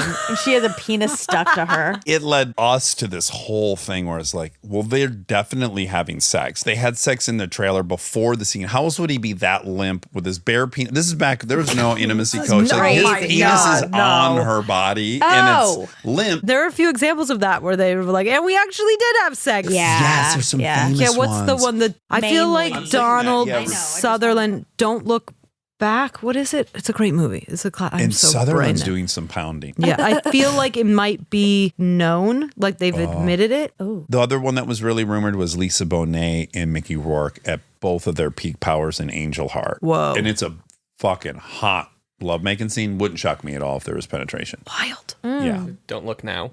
Don't look now. Don't look now. But look now. But look And now. Don't look now. Wait, what's your favorite sex scene of all time? This is a great question. Ooh. I mean, the scene in Don't Look Now is pretty iconic. It works. Oh my Iconic. God. I hope I'm not misremembering. But it's spliced together with them getting dressed and leaving. But it's like going back and forth. interesting. It's just like Flashback. Yeah, it's really good. You know a beautifully done one like that? and it's not an explicit sex scene, but it's so romantic, is Out of Sight between J-Lo and Clooney. And they're cutting back and forth between them talking at the restaurant and flirting and then being in the bedroom and taking their clothes off. That is hot. There's some great ones. I mean, I love the Fatal Attraction film sex scenes. Like, they're amazing. I gotta watch it. Yeah. They're Douglas amazing. is going for broke. Oh, do you remember the scene where they're like up on the kitchen counter, like up by the sink, and she just starts like rubbing water over both of them? Yeah. Like bold move. Wow. Yeah. High risk. Oh yeah. They were just after 9.5 weeks. Did you ever see that Yes, one? Another yes. legendary sex film. Yes. And there's a lot of food use. Yeah. And I think that Oh. worked. They were like, America's ready for this. Let's splash water all over each I other. wonder if that was in the script or if it was. I feel like it was improv. Yeah. It's such a very specific, but it really works. And even though there's some scenes in Fatal Attraction, when you remember it, you're like, God, there was so much nudity in it, but there's really not. Just Douglas's ass cheeks. Douglas's really. ass, and then like her in bed, where it was like 1987, so they always cropped it at the waist instead of at the neck. Oh, right. So she's just like having a conversation, but like very Her topless. breasts are out. Yeah. I saw you were getting interviewed somewhere, and I think you pointed out he virtually never even says sorry to her. America just hates her guts. Yeah. It's a very odd thing, that film, because it really does hold up in so many ways. And even though it feels very 1987, it's still scary. It's still very erotic. It's still suspenseful. Like, it delivers. But partly like time constraints, but also like the audiences in 1987, there was no inclination to do a deeper dive. For them, it worked really well for it to be like this really nice guy with a beautiful wife and child and great career makes one little mistake. Yeah, exactly. This horrible, disgusting woman, this monster. Siren. And she deserves to fucking die for this. And it really was that. But she's getting a little crazy, no? This is my Yes, memory of it. She's sure. getting a little But threatening. they wrote her Sure. to be that. Also, right? he Well, never she was- apologizes to his wife other than Will it the make you weak? consequences. Yeah, of course. Yeah, I know. Other than the consequences that come from this woman stalking him and everything that she does, there's no bigger consequences to this. Like consequences within his own marriage. family? Yes, everybody on earth wanted her to fucking die. Yeah, some people say it was like a comment on a working single woman being like a demon. That's what it's addressing, right? Is basically this is response to women in the workplace. Yes. And high up. I like that assessment of it. The movie literally ends with a slow push-in on a photo of Michael Douglas and his wife and child smiling, like with their dog. Like domesticity prevails. Uh-huh. Ew. Yeah. And then shortly thereafter, we had Demi Moore was in a movie. Disclosure. Yeah, so poor Mike Douglas gets sexually harassed by his boss, Demi Moore. By the way, bud, get over it. We were running with all these ideas. Well, fuck if women are in managerial positions. What if they? Yeah. It's wild. And so while I do get, as soon as anybody hears that there's like a retelling or a reboot, everybody's like, oh, why are you doing that? Why would you ever fucking do this? My favorite movie and it's perfect. I get that. I've been that person. Have ya? I kind of had. Like when I hear things, I'm like, ugh, what? Chips. You were Yeah, pissed I that was they're- so pissed Don't you about touch- Chips, man. Yeah, that show I was perfect. online. I was leading the brigade. Sure. I do think there's more story to tell with these characters. Yeah. I want to see him punished more, which our show definitely does. And I want to know more about Alex Forrest. I think all audiences in 2023 are not so good with the, oh, she's a crazy bitch that needs to die. Yes. The Glenn Close of it all is extra wild because she's so amazing in the movie. And I've read enough of her interviews about it that she really did do all the work. Like she gave Alex Forrest a very vivid, detailed backstory, all about her mental illnesses, all about her childhood. And she is playing that in that movie and you can see it. Yeah. But you can see it if you're looking for it. And if you're not looking for it, the movie works on its own without that. But she is gunning for, and she's been really vocal about how disappointed she's been in the treatment of the character. I have very strong memories of how fucked up she was as a character, not in the evil way. I was getting all that. Yeah. Extremely lonely and Yes. confused and all these wonderful things. Yes. And this person seemed like a lifeline. Mm-hmm. Yeah. That's exactly it. Yeah. And yet, bitch deserved to die. Get her, get her, get her. Yeah. Truly, I cannot wait to finish it. It starts off with Joshua Jackson. We first meet him. He's bearded. He's in a prison and he is pleading with a parole board to release him. And we find out in that he has murdered somebody. And then we flash back. You're meeting somebody who's, by all accounts, Joshua's character, he's nailing it. He's got integrity way more than the other people he works with. He's a district attorney. He's about to become a judge. Everything's hunky-dory. Amanda Peet, his wife, is supportive and wonderful. They have a child. Everything's great. And then all of a sudden, this person just starts popping around. He's getting in an elevator and it closes. And the last thing he sees is you in an all red dress. And we go, watch out. Good. Yeah. It's so good. And I'm super sucked into the plot. It's strong. It's really I good. will take it. We just did the press junket yesterday. So I think I can speak safely for Josh because I heard him answer this question now. But his whole thing, and he was very adamant about not wanting to let his character, the Dan Gallagher character, off the hook in any way. He wanted him to have real serious consequences. And he also really wanted to show that for a guy in his position, a powerful, successful white guy, everything has just been kind of easy for him, frictionless. Silver Tree is the name of the director of the first 3 episodes. So the 3 of us really kind of broke it all down together. The name is Silver Tree? Silver Tree. She's a wonderful director. They wanted when he goes into the office, the doors open for him already. Nothing slows him down. He never has to wait for the elevator. I think one of the most interesting parts of the show is showing how somebody who has enjoyed that privilege his entire life, what happens to him when he doesn't get something that he wants. And he has no tools to deal with that. He fully acts out. It's like the adult equivalent of a tantrum reaching out for this other woman. And the notion that men like this do not have the tools to deal with any sort of disappointment. Oh, yeah. You know, I feel like that part of it hopefully also feels very new. Yes. That's why men shoot everyone. The one men that didn't get everything, they're like, what the? This is broken, this system. I'm supposed to get everything. Yeah, the entitlement. It's true. There's not really been a reason to teach them how to be resilient and deal with It would disappointment. have been a waste of time. Yeah, Yes. You'd have to make up scenarios for them. That's Yeah. the hard thing. It's Yeah. like they're not approaching you with the problem and then you talk them through. You have to be like, okay, so imagine something bad were to happen to you. Fuck, it's so sad. There's this line in Fleischman in the book, and then it's also in the show, because it's around the time of the Trump-Clinton election, and everybody's walking around with the shirts that say, the future is female. I had that sweatshirt. Yeah.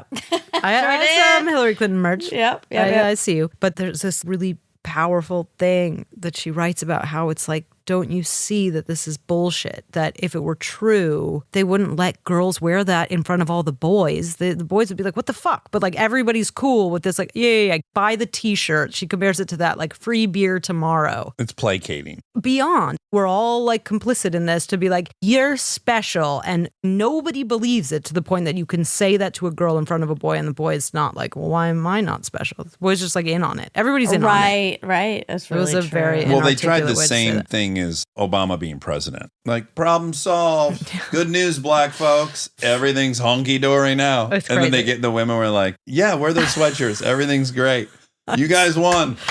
And It's the that's same level solved. of What's yeah, next? Yes. Yeah. These Oh, things are people. going to take a while to solve. Well, Turns that out- one didn't even No, sure didn't. didn't even pan out to the effect that we could say we solved it. Nope. Seemingly got worse. Yeah, exactly. But no, I'm telling you, Lizzy, I'm fully addicted to the show. I will be consuming all of it in rapid succession. This makes me very happy. Yeah, it's fucking great. You're great. I think this guy'd be a fool not to flush it all away for her. You know? Thank you. Yeah. Thank you. That's what I think that's probably the takeaway that you should have, most likely. Yeah. Probably what girl you're supposed to take. Looks a certain kind of way. Flush it. Flush that wife. Well, Lizzy, I hope. Are you guys back for a minute? No, you're just home I promoting. leave on a red eye tonight. Oh my I God. go to New York City. Oh my God, so fast. Oh man, just got here too. It's Oh, like yeah. it's a whole. Well, if you can thing. make it there, Oh, I Yeah. can make it. you can make it anywhere. Whoa. Yes. Yeah, Also, can you send me some shopping recs for London? Yeah. Because I'm going in June. What are you looking to shop for? Everything. Mainly home and clothes. Done. Clothes for home. Home clothes. Bedroom clothes, lounge clothes. How often are you guys eating at Lena stores? Really? We loved it. Guys. It's Listen to me. basic. When we were just Guys. there again, we ate there all 4 nights in a row that we were there.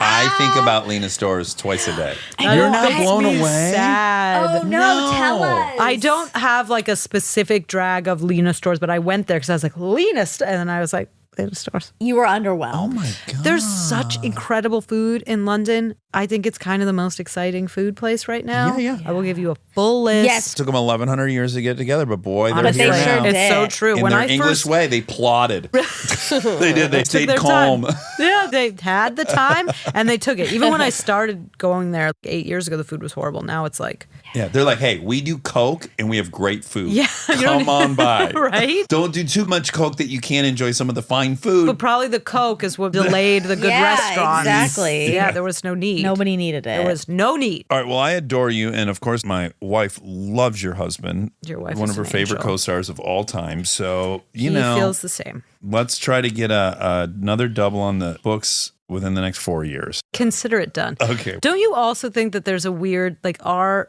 spouses work together, and so don't you feel like related? No, what I do feel is like you and I should do a project together. Yeah, to get back at them. Well, just like if it would feel like there'd be some symmetry that doesn't I exist agree. yet My husband made out with your wife. in a passionate way. Yeah. It was hot. Yeah. It was the equivalent of the thing you just did. Maybe there was another earlier unveiling. I don't know. She unveils it a lot now, which I love. Good for her. And you Yeah, want yeah. that co-star like Tom, or in my case, Josh, who has a baby himself and is like, tell me where to put my hand so that it's blocking anything weird for you. Yeah. Angel. Absolute fucking Oh, angel. that's really Yeah. nice. That's the move. That's the move. It's the only way. Good job, Josh. Yeah. Well done, JJ. Josh. Jaja. Jaja.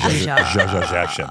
Okay, well, I adore you. And again, I look forward to our next group hang. I'm so down. And now that you have a baby, it would be ridiculous to not hang with us because who the fuck else are you going to hang with? I mean, nobody. Because we're kid friendly. I want to bring my kid here and tie him to a long leash and just let him wander around the grounds. We have some good sized honks and some coyotes, but yeah. That's fine. He can take Okay, a we'll keep coyote. an eye on it. He's fucking He huge. needs some adversity. He's a white guy. He's a white guy. tea. He's a white guy. His experience not. Your cup of tea. Oh, my God. All right, adore you. Thanks, guys. Stay tuned for the fact check so you can hear all the facts that were wrong. You just hit me with a bombshell when you walked in, Monty. Oh. What's going on over there? Wait, we're doing a fact check right now? Yes. What on Oh. earth did you think I was suggesting? Starting this now. Oh, no, those people will not be there. Yeah, they're not here. That's what I'm. Okay. We're going to do 20 minutes right now. Oh, 2 parts. What do they say? We're starting on our back foot. No, starting on the wrong foot. The wrong foot. Also, they say your back foot in England. Oh my God. Yeah. Say that? I hear it nonstop in the Formula One broadcast. Oh, really? Yes, that they were starting on their back foot, But do you meaning think- they were undermined somehow. And you're sure that's a thing that F1 drivers, it's something Oh, about this is that. going to be good. Yeah, it's like when I want to hear the literal Something interpretation. about when They're using the driving back of their foot yeah, to on the pedal. hit the brake or It has something. very specific to Formula Well, funny you'd say that, Monica Padman, Lily. Before the advent of the dual clutch transmission or the multi clutch transmission that's in current Formula One cars, where you just hit a little lever to switch gears. Yeah. You used to obviously have to push the clutch in. Obviously. That left them with a conundrum, Monica. 2 feet, 3 pedals. And all 3 pedals need to work at the same time when going into a corner really fast. Because they're going really fast, they're in 6th gear, let's say, Okay. and they got a downshift. So push the clutch in, put it up a gear, Okay. let the clutch out. The problem is the engine's spinning so fast when it went from 6th to 5th gear. If they just let the clutch out, it'll lock up the rear end and it'll rev the motor too high. So as they're letting the clutch out and they're braking really hard into the turn, they have to have their foot sideways, poking the throttle as they let the clutch out to bring the engine up to speed to catch up with the gears. And they got to downshift like 5 times. Okay. Clutch in, brake on, gas poke. And they were doing all that. It's called heel toe braking. That's how they used to have to drive those cars. Okay. So they're busy down there. They're tap dancing their way so around the that's circuit. probably what the foot thing means. No, I think it is completely separate from that. Oh God. Mm-hmm. So that was a waste. Starting on your back foot. No, but I'm just saying you did have a plausible argument. Okay. Thank Meaning you. it was in reference to the heel toe days. I built your argument for you, But then when and then I s- shot it down. Yeah. Yeah. You're really trying to mess with me. I Mixed feel. messies. Try to keep you on your back On my toes. back foot. But I think when you talk like that, Yeah. It must be what it sounds like when I'm talking about what? Clothes? Where like I can't even grab one thread of what you're saying. Yeah. And then I have to I really have to check out until it's over. I've never had that experience while you're talking. Yeah, I think because you wear clothes, so you understand clothes. I do emotional checkout. Like if you're upset and then I start getting upset, I will emotionally check out because we don't need it. That's like a different behind thing. the curtain. That's a different thing. This is actually the words you're saying. They make no sense to me. Right. You're hearing a lot of them for the first time. Because I don't. It's not like you're teaching me about anthropology. Yeah. Where I would be interested. The social to learn. sciences. Yep. Yeah. But I'm not interested in learning about cars. You know, Yeah, I'm just of course. not. So I wonder what the equivalent is of something that has such specific vernacular and jargon. Well, I don't know how in-depth or esoteric the makeup world gets, but that holds zero interest to me. But it does because I have to wear makeup sometimes, so it's not completely foreign to me. Yeah, remember you liked the Victoria Beckham serum. Not past tense. I'm wearing it today. Yeah. I put on a full face of makeup virtually with that. As I'm spreading it out, I'm like, oh yeah, this is makeup. My whole face is a different color now. But it's a serum. Let's just be. Not the serum, the tinted moisturizer. Oh, you're doing the tinted moisturizer. Of course, with the gold sparkles and it does. It has glitter in it and gold. Oh my God. Well, it is a different color because that's what tinted moisturizer is. Yeah, it's to replace foundation. Yes, and that's what I'm using it for. Are you using it now? I use it every day. Now, since I've put it on, I also hiked. Okay, so it's off. I cold plunged. Oh, and then I saunted? took a nap, a 22-minute nap. Oh. But how do I look? You look. Because I've put all of that through the ringer. You look great. I think it's off, which will happen. That will happen. Does that mean I need more moisturizer? Is my face drying out? No. The moisturizer has sunk in. But the tint disappears? That's why I don't. You don't like tinted moisturizers? You don't need them though because you're brown. I know. I don't need them. Yeah, you're so brown. So it's not fair that I'm saying I'm translucent and look like a fucking monster. But I think it's no. You don't. Don't say that about you. I think you can see veins and stuff. No. Sinewy tendons. You love veins. I do. Veins and scars and what is my veins and scars and Scars and Veins toes. is my new coffee company. Oh yeah. I forgot. You're right. I really shouldn't speak on it because I don't. You're blessed. I have brown skin. Yeah. Fuck. You're New York. I got thrown in. I didn't know what was happening. You're scattywampus for sure. Yeah. And I was even trying to conduct this fact check. And I said to you, wow, you came in and hit me with a head scrambler. Like you came in with huge news just now into the attic. I did. And I didn't realize it was going to affect you so much. Of course, because I know him. I've known him for 20 years. I guess I forget that because you're not in touch. Not currently, no. I haven't been for a while. Well, but can we say what happened? I used to be. Well, yeah, that you came in and told me that Daniel Masterson has been convicted of rape. Yeah. Which is wild.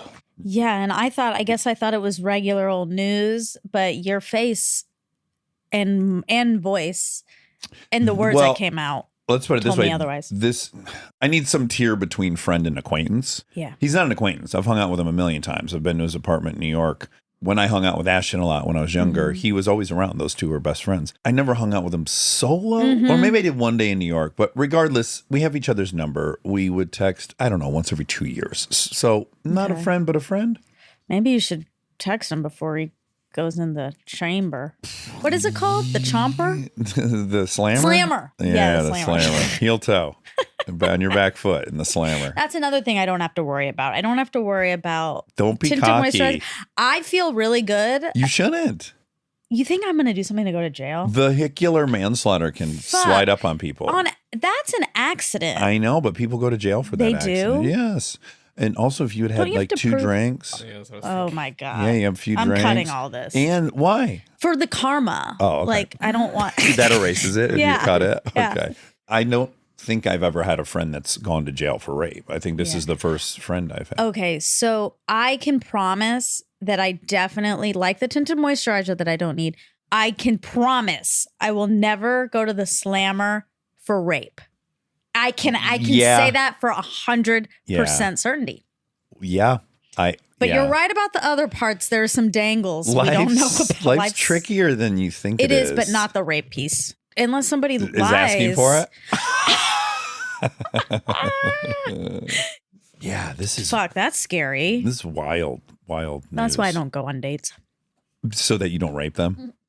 No, so I don't get accused of rape. Okay, And then a jury believe men, you know? that they've been raped by little women. I don't think that many people would believe that. To be honest with you. If they know me, they will believe it. Well, they'd have to spend the trial would be very long. The people, each juror would have to get to know you for quite a That's while true. and realize you're capable. Anywho, wow. Well, I'm sorry that I shouldn't.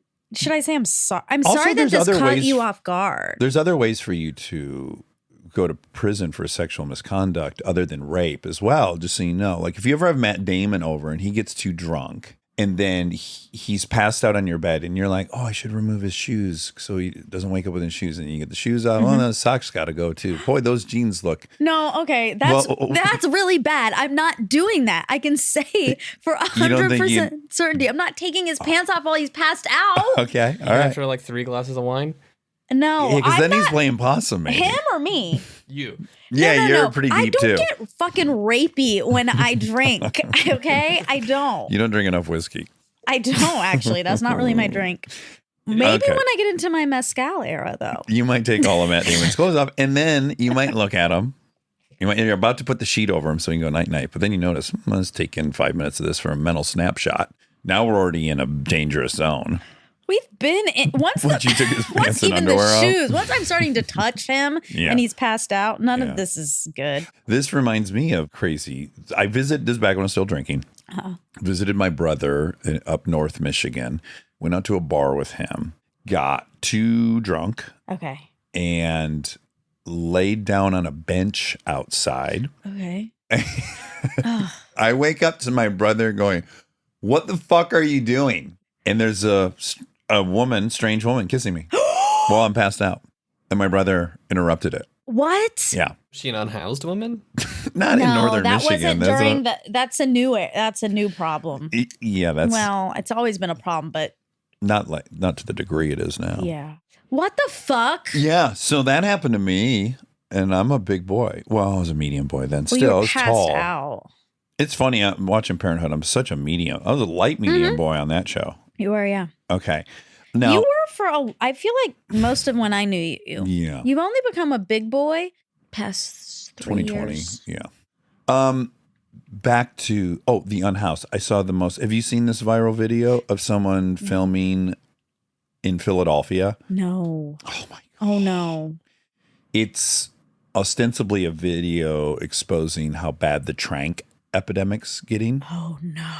And it's so interesting. It does virtually the same thing to everyone that's fucked up on it. They're standing, but they're bent over like zombies. They're bent over, like kind of just hanging in a U shape, but they're standing for some What? reason. Oh my god. And this person's walking with a cell phone camera just through a sea of people, and 75% of the people Are in are that tranked shape? out. No. Yeah. It's ghastly. It's so alarming to see. What are we gonna do? This Dude, is so scary. so complex. It is. Yeah. And then, just like, obviously that shocks you. You're like, oh my God, that's how they're living their life. But then you're like, that person wants to live their life that way. We don't have any real recourse of.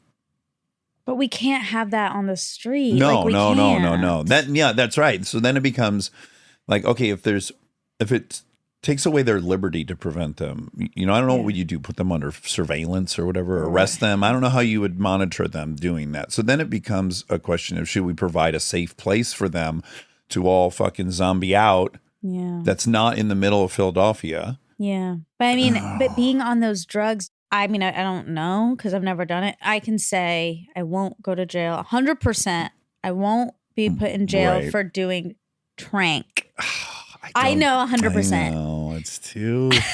You're Now afraid- that to me feels jinxy. You think I could end up? Well, because I think there's if anyone's proceeding with the notion that they won't be an addict someday, that to me feels like you're jinxing yourself a little bit. I think I could fully have to be in sobriety. Uh-huh. I could totally see myself eventually at some point Joining in me time at a meeting. having to do that. I really, really don't think It'll be I'm going to trank. say 100%. It's not going to be trank. Okay.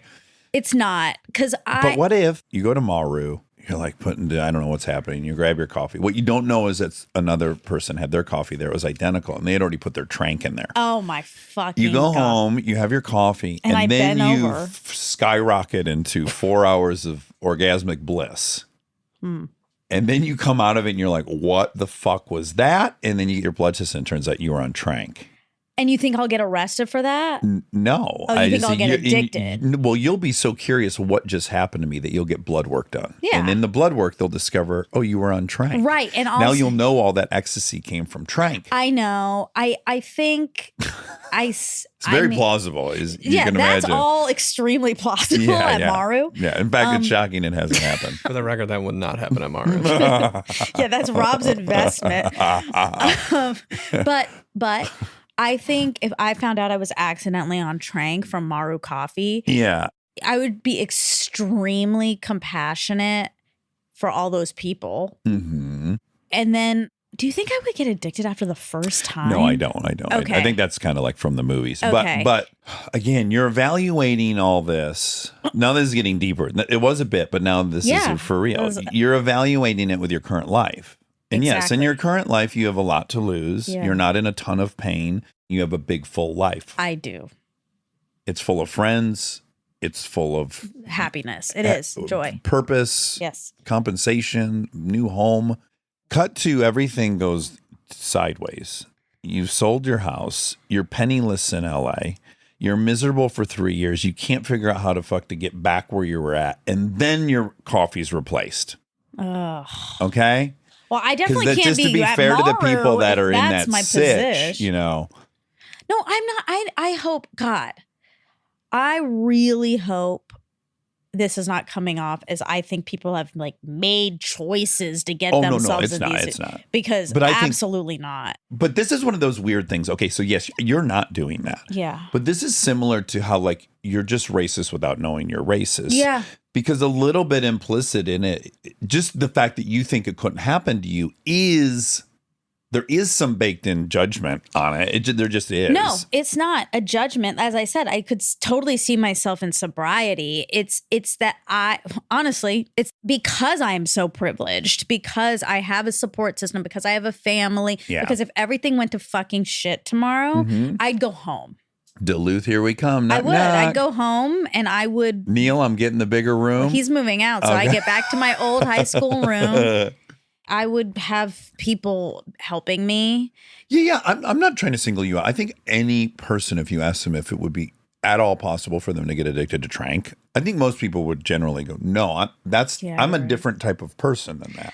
But I guess that's what I want to differentiate. It's not that I don't think I'm a different chemically type of person or that I'm like more resilient or better. It's not, I'm not a different type of person. I think my circumstances are so privileged that it would be, God, I guess I shouldn't say 100%, but it would be really, honestly, it would be Improbable. way worse for me. Way worse for me to get addicted to trank because I do have all of this like love and support. Yeah. That's dumb if I do that. But a lot of people aren't dumb. They just don't have options and they don't have a place to go home to or people or anything. All kinds of reasons. A million reasons. Yeah. But I don't think I have any of those reasons because I am lucky.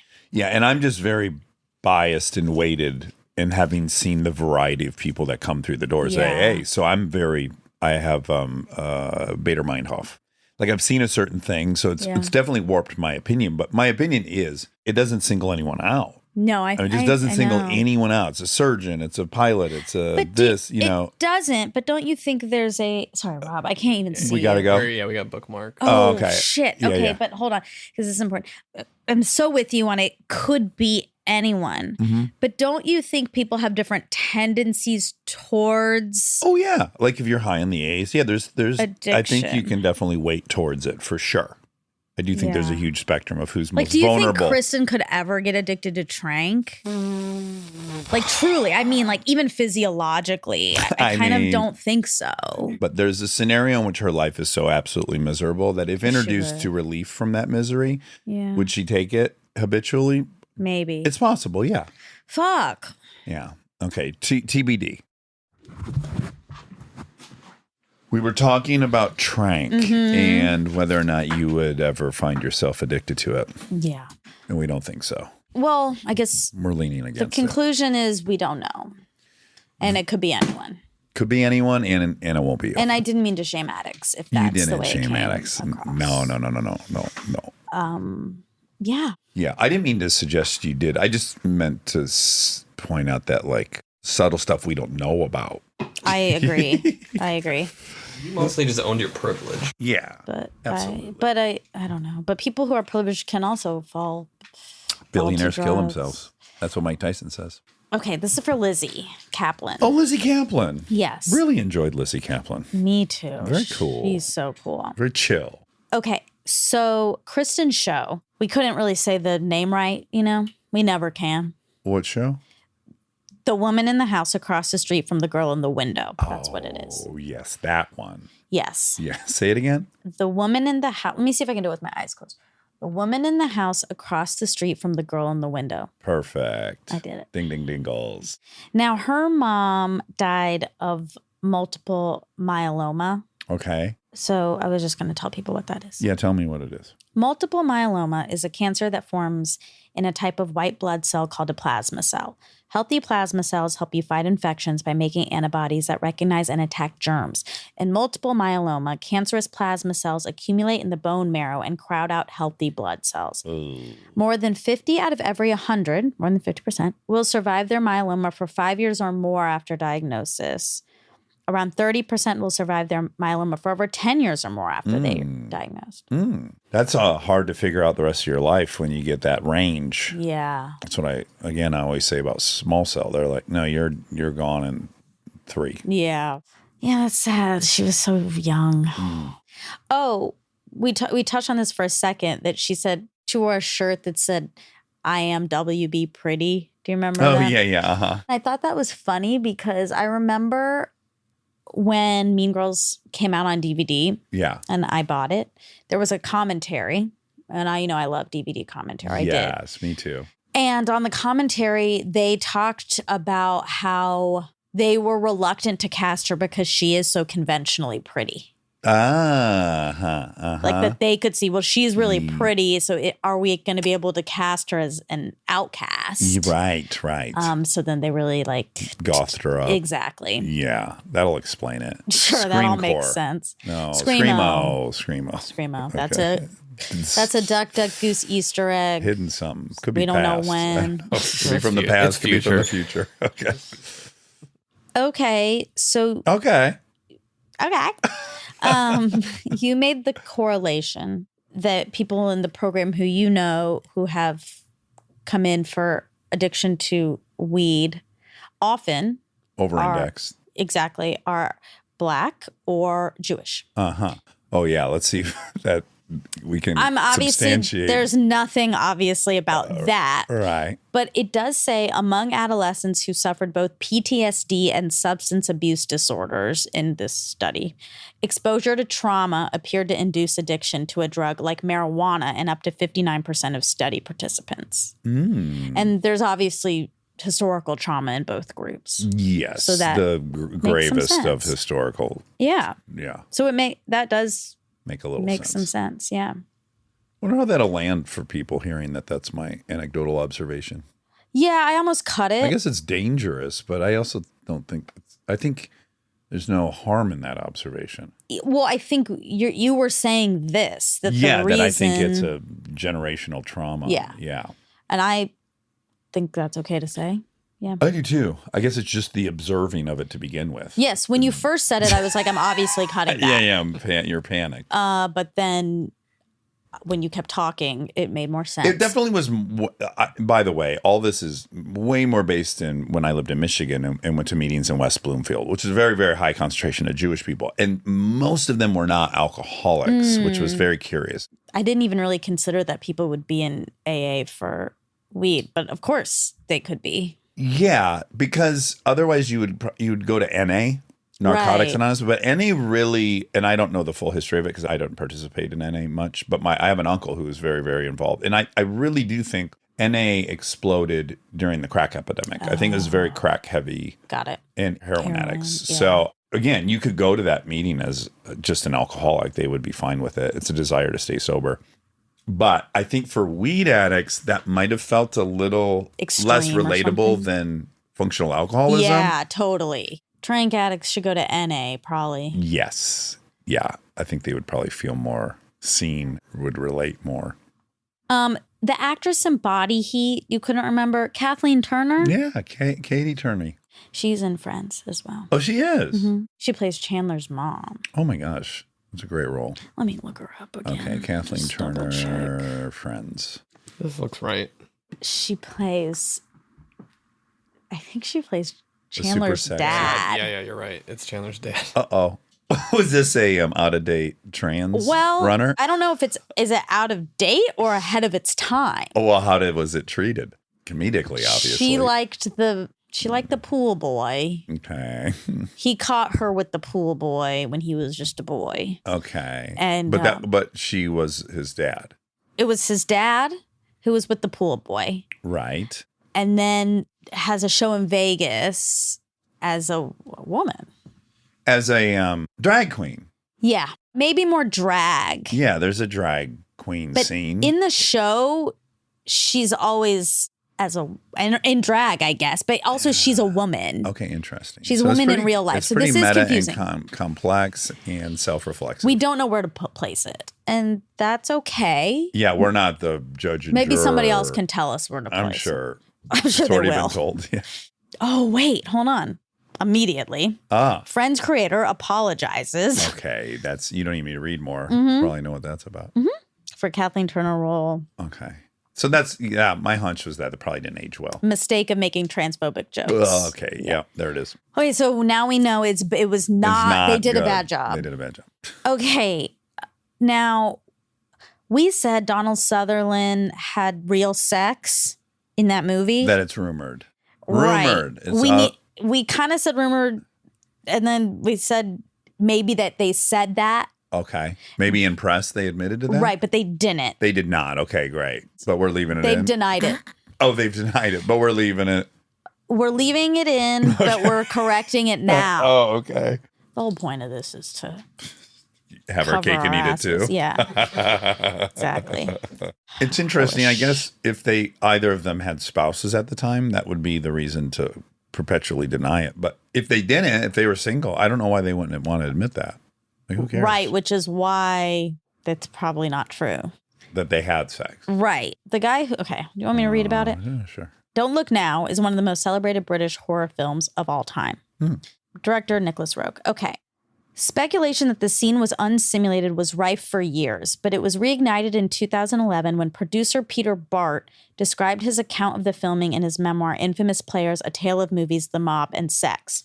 Okay. He wrote, "My gaze shifted to the actors and I was riveted. By their shifting positions, it was clear to me they were no longer simply acting, they were fucking on camera." Oh, wow. This account sparked swift denials from the parties involved, with Sutherland issuing a statement denying that Bart was even in the room when the scene was shot. Oh, He said the only people present were himself, Christie, the director, and cinematographer. And the cinematographer quoted in the production notes for the new release, he agrees with Sutherland's take. okay. So he was all eyes. And he's saying no. Okay. Great. And then also she said no as well. Okay. He was married He was married. Okay. at that time because he was married in 72 and that came out in 73. Yeah, but if he wasn't in the room, Yeah. Sure. I just sure. meant to support Dax's. Yeah, that he probably would have had no choice but to deny it, even if, right? well, the screenwriter said producers claimed to have been in the room as bullshit. Oh, okay. Christie Yeah. added her own denial, saying it was pretend sex. That left both her and Sutherland dreadfully embarrassed, Oh. as it happened toward the beginning of the shooting schedule. Oof. Anyway, So, I mean, a lot of people involved in this say no. Yes, it looks like no. Looks like no. Right. Anywho, that's all. That was all for Lizzy. Yeah. It Okay. was So we all. just cleaned up some allegations. Yeah. I'm sure the other two are fake too. The other two that I've brought So up. I also looked into Angel Heart. That's it's rumored. Okay, But there's it's- no Right. clarification. I'd have to ask. You'd have to ask. Yeah. Mickey Rourke. Or Lisa Lisa Bonet, Bonet, a.k.a. the love of your life. Liliquai Moon. That's right.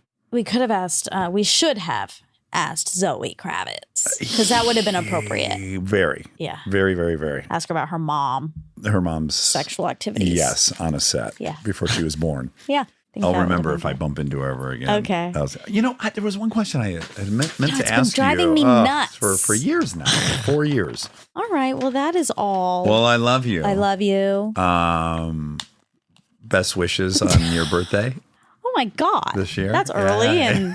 and nice. Yeah. I hope you Okay. have like the greatest birthday of your whole life. Oh, thank you. Yeah. Me too. It's going to be a good one, I think. It's good to put that in the air. Yeah, start now. Start now. Where it's going to be here before we know it. We're acting like it's so far away. It's not. You're right. It's a couple months away. Couple, It's 3 3 months. months away. All right. Okay, Love you. bye.